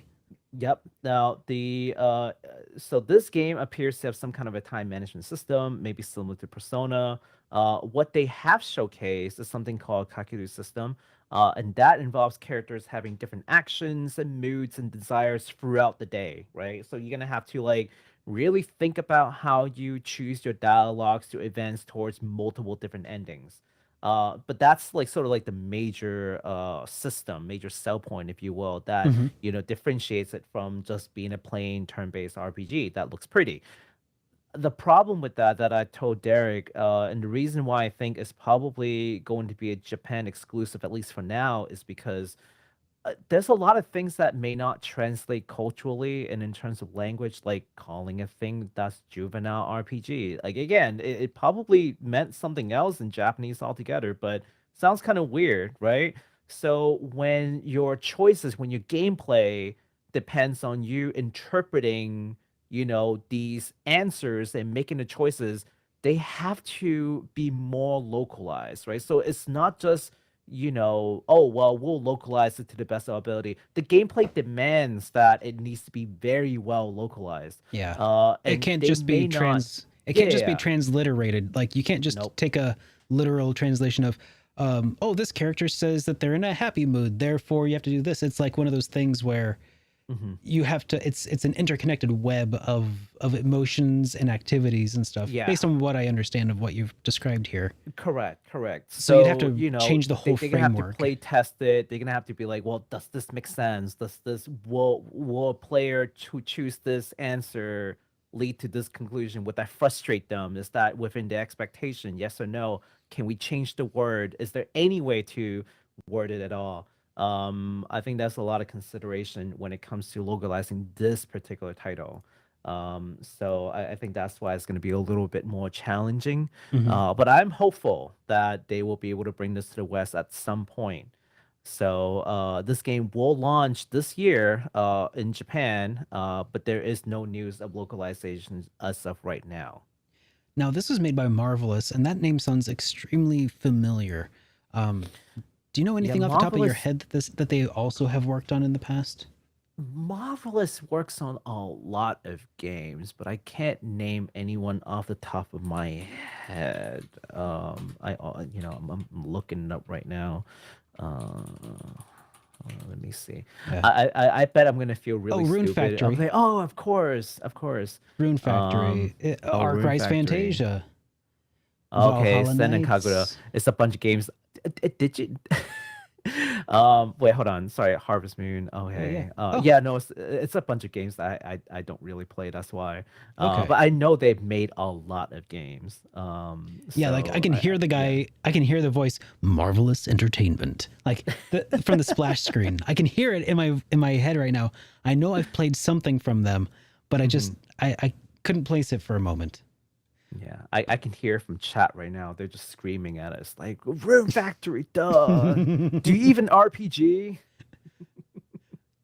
Truth is no, we don't. Yeah, no, but they're definitely not like a fly by night company. They've been Yeah. around and they've made many great things. So, but yeah, so I'm super excited. This is definitely like an original IP that they're gonna push, and I hope that they can bring it to the West.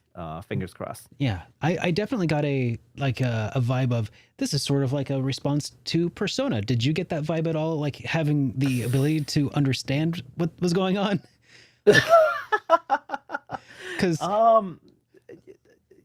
maybe not, only because I'm not as in tune with Persona as I may like. So Okay. I wouldn't know what they would be speaking against or speaking to. I mean, like I just mean like it seems like they've got a social life outside of whatever demon fighting things that they do during the night, and there's a lot of looking like conversations that take place and social links from Persona kind of tie. So it feels very much like a sort of response to that, but I don't know if. I guess we'll just have to wait and see what it looks like when it comes out. But Yeah, maybe I will get the Japanese version and just play that and let you know how that goes. that'd be pretty cool. Okay. So Yeah, that concludes our sort of Nintendo Direct coverage. What is glaringly missing from a lot of fans who's just really been waiting for words is a little game called Bayonetta 3. Have you heard of Bayonetta before, Derek? nope. Definitely, that would never heard of that. No, never heard of that. No.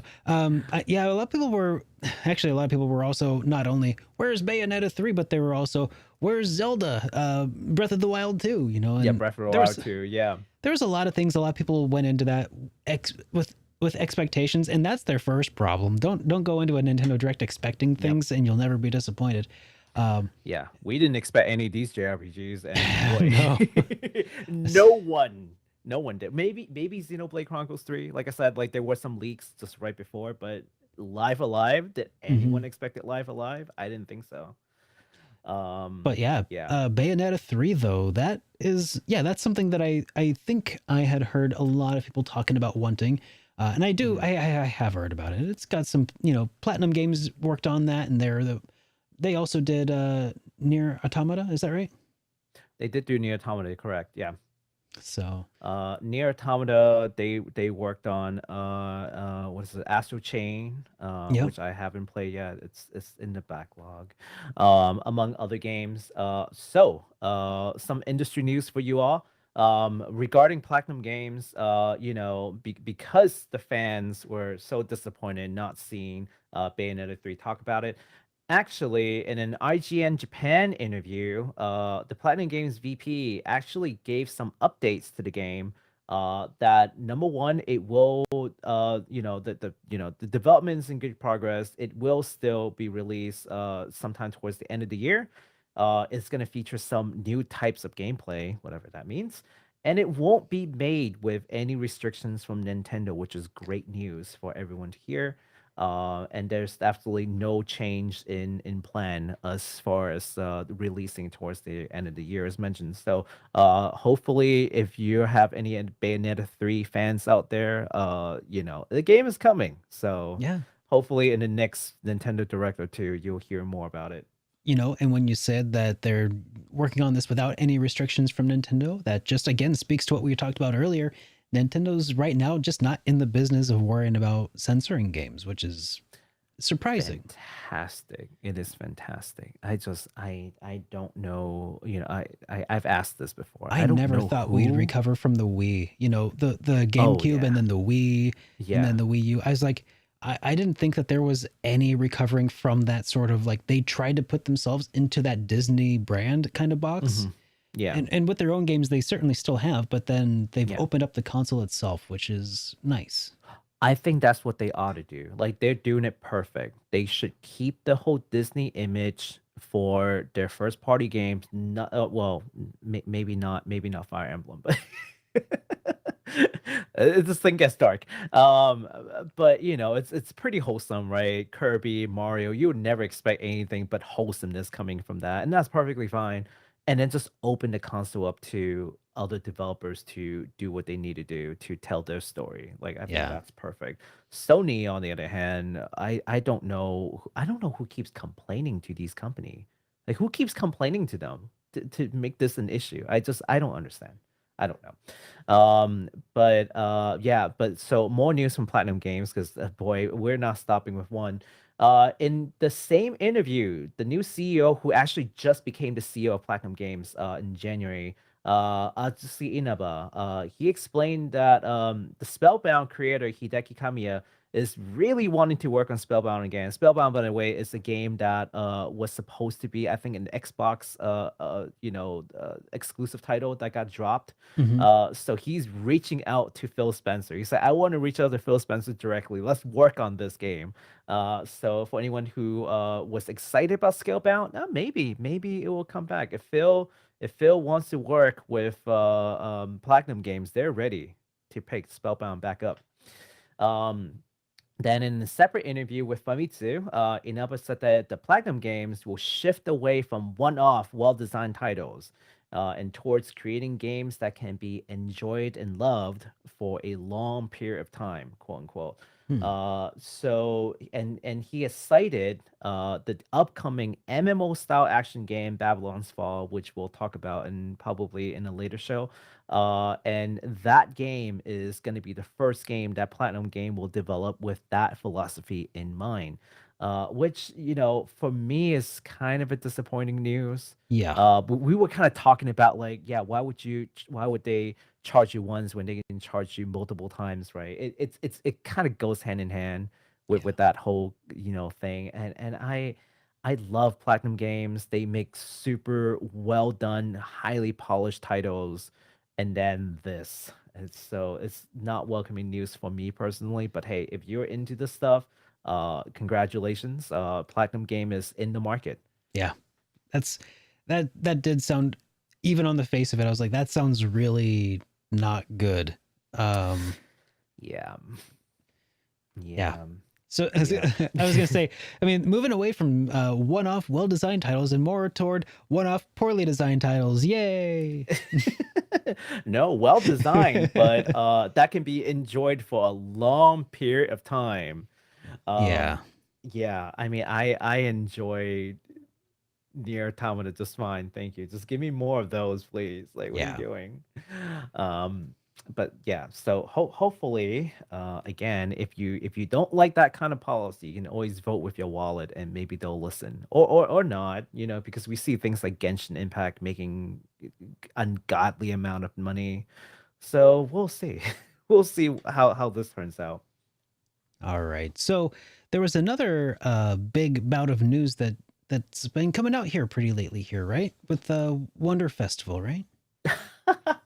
Did you want to talk about that? Okay, so I promise you all that it's gonna be more than Nintendo Direct. For anyone who's like here for Nintendo Direct, that's done. But stick around because we're gonna talk about some fun news that aren't Nintendo Direct. We're gonna talk about something called a Wonder Festival, which is a convention that happens in Japan. Do you know anything about Wonder Festival, Derek? I know absolutely nothing about it, except for what Great. you've told me in the past. So just lay it on me right now. Tell me a little Okay. bit about it. So Wonder Festival is a semi-annual event that focuses on garage kits, pre-painted figures, and also showcasing upcoming items from major toy makers. But you can think of it in layman terms, you can think of it as a convention for figures. And the reason why I bring this up is because, we're going to talk about some upcoming figures that you can get from your favorite games. So, do you want to switch over to my screen there, Derek? You betcha. Okay, Ooh, so look first at up, we got that. Shion from Tales of Arise by Spirit Tail. I promise you, none of these will be, not safe. Right. They're The ones all, that we yes, will yes. showcase are totally fine. have- If you stray away from the pages that Baku shows you, your mileage will may vary. yes, will yes. vary. But I've sift through and made sure that this is YouTube safe. So, let's talk about it. So we got Shion again, from Tales of Arise, looking gorgeous. This version of Shion is called the SWAV collaboration version, and this is definitely coming. Spirit Tail is owned by Taito, which is a large company, so you can definitely guarantee, the quality of this. And then next up, we've got. I've only gotten a couple because I've sifted through like maybe a couple hundreds of figures. So And you these gotta were the understand there's only a lot. and these were the only safe for work ones. No, I think I'm a just third kidding. of them. I think a third of them is probably not safe for work, and among those other 2/3, you've got like mobile games, anime. That I'm trying to ease you guys into this hobby, so I'm just gonna show you ones that comes from like games that you guys already know and love. Yeah, I So got you. as you can, So this is Sonic and Shadow the Hedgehog figure. That is made by S-Fire and it looks super cool. For those who are Sonic and Shadow the Hedgehog fans, like this may be, one of those collector items that you're definitely gonna want to get. I did want to show off my girl Miku because as anyone who's been to my stream knows, I'm a big Miku fan. This is coming from her rhythm game, Project Sekai, which is done by eStream. So I can expect this thing to be probably a couple $100, which I'm probably not gonna get. Not Yeah. gonna lie. Yeah, I don't have that kind of money. And then we've got a couple of figures from Good Smile that I want to showcase, and for some reason it is stuck on Miku right now. Oh, that's all right. Uh, Do I need to switch to just you and me talking for a second while you pull that one up? Oh no. Sorry, I see. Oh, I see okay. why I see why there's an issue. Okay, There we go. Okay. So a couple of things. So Good Smile Company is a huge figure company. So they most company release like maybe 4 or 5 figures half a year. These are all the things that they've got in stores. So as you can see, I've sifted through quite a bit. Particularly of notice is they've got some Elden Ring figure coming. They got Maiden in Black from Demon Souls. Oh, cool. And they've also got Splendid Armor from Demon Souls. And we will link all of these in the description for your viewing pleasure. So in case you're like, you're scrolling by too fast, I'm not seeing all of these. No worries. You can browse them at your own leisure later on.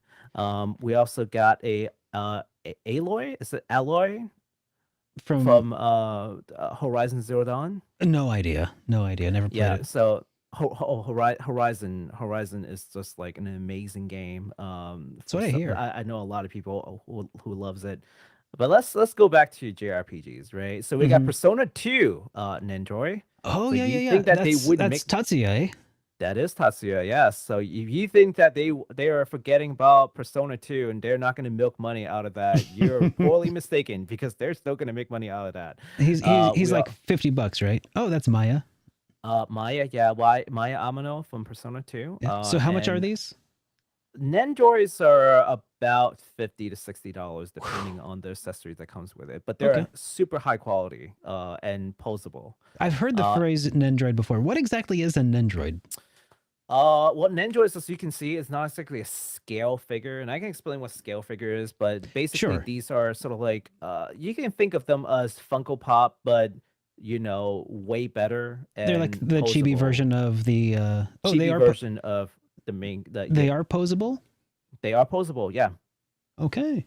They're posable. So you see these joints right here. Like I don't know if you can see like the gap in the hand. Like you can probably like switch the hands out. You can sort of like move the legs around a little bit. Mhm. I mean, it's not as posable as like a larger figure, but there's a certain amount of like posableness to it. Yeah. Yeah. The Figma on the other hand. So these are known as Figmas. Like these are a lot more posable. They're more like an action figure. Okay, so these are and you like can- fully articulated then, because I've got a Figma of Link. I think Yes. that's a really super popular one to have.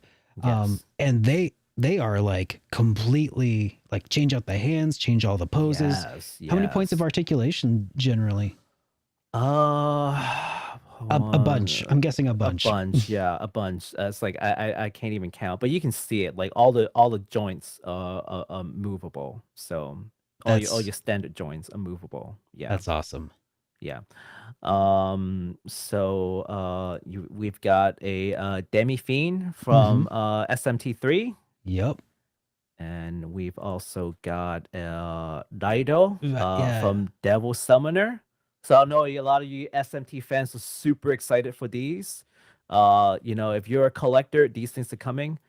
Speaking of the game that Derek never played, Undertale, for any of you guys who are interested, Undertale actually making Nendroid is a really cool collaboration, I think. I was gonna say And it's pretty years cool. It in the made it making. across the seas to Yeah. Japan. Is it Yeah. pretty big in Japan? I think so. Big Yeah. enough, I guess, huh? Yeah. Well, we can hop a little bit into anime territory. We've got Full FMA, Metal yeah. Alchemist. Look at that. That is nice. gorgeous. Yeah, a couple $100 probably. Yeah, figure collecting is not a cheap hobby. But hey, if you love the series, this could be like a centerpiece to your room, right? Sure. So yes, again, we'll be posting this link for you, for your viewing pleasure, in the description, so you can look at it, at your own leisure. So those are some figures that has been showcased in the Wonder Festival 2022. But I also want to talk to you about another event that took place actually over the past weekend, called the Kotobukiya collection. And this, I think a lot of people are super stoked about this one. So let's take a look. There are two particular things that I think you guys might be interested in. This one is Darkstalkers Lilith. Have you guys ever played Darkstalkers? Like a fighting game from like the 90s. Yeah. Yeah, so I've this played is some of that. Yeah, so this is the Bisojo figure for Lilith. This is barely passable, I think. She's in it. She's fully clothed. Yeah, she's in a swimsuit. It's fine. Now, for anyone who's wondering, like, why are they completely gray? Do you have to paint them myself? So whenever they have these figures that are in gray, is usually like still planning. They're still gonna Oh. tweak things here and there. They're gonna figure out what color paint to use on how to produce it. So it is gonna be painted. It is gonna be fully colored. No worries. By the time it's actually fully available, it's gonna be fully painted. So Okay, because I was actually kind of like, oh, that's really cool that you get to paint your own, but I'm well, guessing, you could also do that if you Yeah. elect to. Yeah. but they'll be pre-painted, no doubt. Now I'm about to scroll down to what's something that's been super exciting to people who has played Trails of who has played Zero and Azure. Oh, really? Yes, and that is the announcement for these two beautiful people, Licia Mao and Crow Ambers. They are getting their own figures. We don't have anything yet other than they are definitely coming. I know a lot of Trails fans are like, that's a day one purchase for me. Just know that they are a little pricey. Yeah. These are the scale figures I was talking about. So scale figures take into account of the actual dimensions of a character. Yeah, they and are set to at a certain scale. scale. Yeah. So it's typically like 1/7, 1/8 scale. Those are the typical scales that you see. We don't know which scale this is going to be, but judging from the past, it's probably going to be a 1/7 scale. I'm going to wager. So yeah, so I'm super excited about this and just the possibility of more like Trails character coming into figure form. Previously we had Reen and this other girl, I forgot what her name was, but it's one of the Cold Steel character who has also been like figurified, if you will. So look forward to more of these coming soon. And again, all of these will be linked down below. Now to close out with just a little bit more figure talk. Ramza, Delita, and Agrias from Final Fantasy Tactics Brain Arts is now up for pre-order. So if you guys are big fans of Final Fantasy Tactics, oh sorry, hold on. Oh, my screen disappeared. What happened to my screen? Oh, that's okay. No, I'll fix this in a second. I learned how to fix this the other day. I didn't know how to fix this, but then I learned. 1 second. No worries. And by the way, just a heads up to everybody that the links that we include in the description are not going to be affiliate links, but they're just there for your own viewing pleasure. So Oh yeah, we're not getting paid by any of this at all. Sponsor us, Square Enix. Okay. So here we have the Bring Art series. Now the Bring Art series are basically kind of like Figma, but from Square Enix themselves. They're a little pricier. Oh, is that the Final Fantasy Anthology on sale? Yes, it is. Squirrel. So yeah, so we've got Agrias. So you can see how like, oh wait, what happened to that? There you go. You can see how they're posable. Oh, You can see yeah, the yeah, ball yeah. joints. Yeah.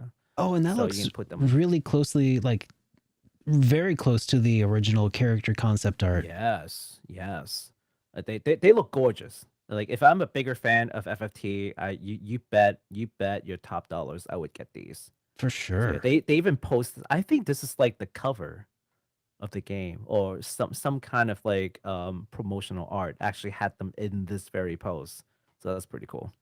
That's rad. Yeah, so all three of them are available right now at the Square Enix store for like $87 or so, give or take. And if these are not your cup of tea, I've been waiting for this. we do have more figures. We have scale figures of 2B, 9S from Nier Automata. We have Reese from Trials of Mana. And we also have Tifa and Aerith in their dresses, also available for pre-order in the Square Enix store right now. So please check it out. Oh, what was that figure that you showed off the other day? That was massive. That was Uh, that was the what is it called? Final Fantasy 6. Oh, did you want to look at that? I don't know. It's super cool. It'd be pretty. It was super cool. Yeah, we might was show super it off cool. if Might if show you it want off. to. I do. Hang on one second. I do, but I need to find that. I need to find that video. In the meantime, I could show off the other merch that you were. Yeah, had in take the a look doc. at the Grandia merch. Yeah, that's the stuff I was actually like. I can't wait to see what this is all about. Oh let yeah, me, take a look. let me turn off dark mode here real quick. Okay. So, here we can subscribe to something. I don't want to look at that. Okay. All right. Grandia. Here, we got a whole bunch of Grandia stuff here. I have no idea what any of this is. An acrylic layered panel. That's cool. I don't know what it is, but it looks nice. Oh, that's just like some original artwork, isn't it? Yes. But So it's on for acrylic. anyone, hold on. Can we? Yes, that is an acrylic panel. So yes, basically just like art on acrylic. Okay. Yeah. So and I would imagine that it's something that you can hang on your wall instead of being like an acrylic stand. Yeah. So like And then- yeah. So Oh, they've got some pixel mascots here. It looks like those are, I think, standees basically, and yep. Got some Grandia figures. I think. Beastek. Let's take a look at these. Also, I know they are still acrylic stands. These are acrylic Oh, okay. stands. Okay, these are those are acrylic the stands. acrylic Okay. stands. I was like, Gotcha. that's too inexpensive to be figures. What? Okay. This Grandia pin, actually, I'm eyeballing this right now. Oh yeah. This pin, I like pins. I want to make my own at some point, but it's a Grandia merch. How do I see not? the other pin? Do you see the other one? The Justin pin? Yeah. I didn't like really take a pixel look art, at that. Yeah, that's pretty cool. Yeah, see? Yeah, that's pretty cool, right? I like this one more though. Okay, we'll go back. Do it. How much? Oh, it's like $10, and that's before shipping to the US. That's kind of the tricky thing about a lot of these. Okay, I think these are figures, or are they standees also? They're probably all standees. I don't think they're they have any standees. actual figures in there. Yeah. Yeah, they're But standees. these are still really cool. Like if you're a fan of the series, I mean, look, this is relatively inexpensive compared to I know. getting a full-on figure. And So it's not often that you get like new merch for such an series. old game, right? Exactly, for a series that hasn't been touched for a long time. I mean, I guess I guess that's pretty much all that they had here for Grandia. I was kind of hoping for figures, but I shouldn't have gotten my hopes up too high. I just saw Grandia and I'm like, yes, Grandia, all the things. I'll get the pin though, maybe. Get the pin and get other things. You know what? I think they should sponsor us. I think whenever you buy something from them, because I know you will, you can just get me the pin and I'll pay you the difference, and then we'll combine our shipping. Well, no, Save myself see, $100. I think so. Otaku Mode actually ships from the States. Oh, do they? So, yes. Tokyo Otaku Mode has warehouses in the States. So we'll be linking that also in the bottom. So if you're a fan of Grandia, don't say that we didn't hook you up. These are all like new merch for a relatively old game, and it's super cool. So that's why I just decided that we need to share this great news to y'all.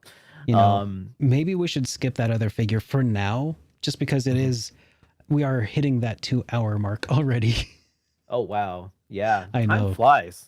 It really does. Time flies. And here I was. Remember last week? I was like, we'll try to keep it under an hour.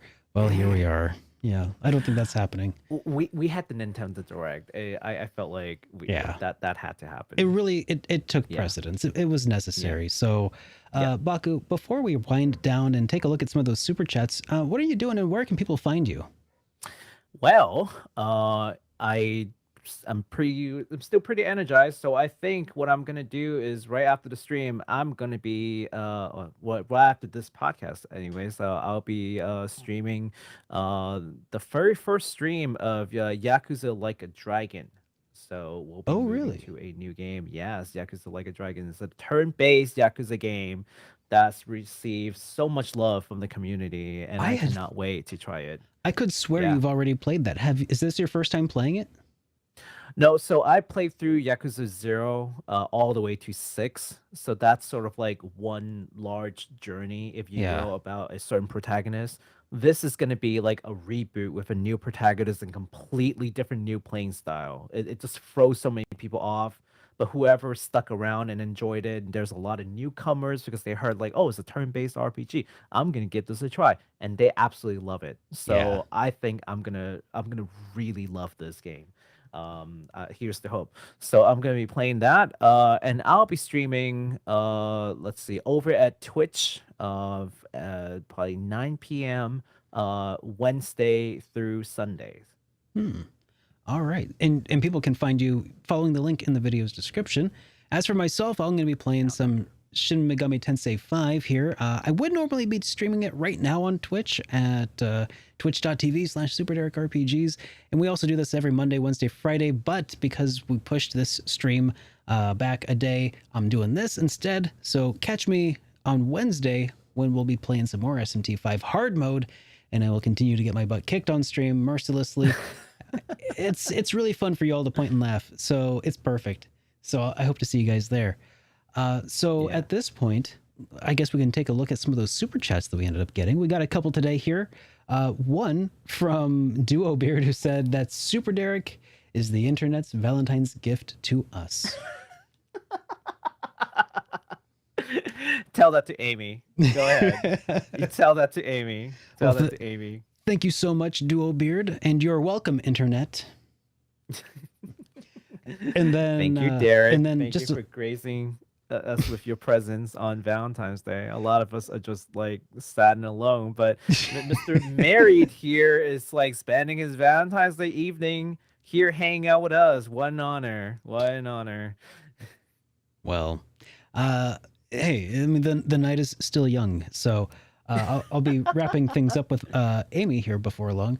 So Naticus also dropped a message here in the chat. He said, did Baku say trails? I said trails. Oh my goodness. You said trails. Thank you. I'm pretty sure that means you are now contractually obligated to not play Yakuza Like a Dragon and to start playing Trails in the Sky the Third.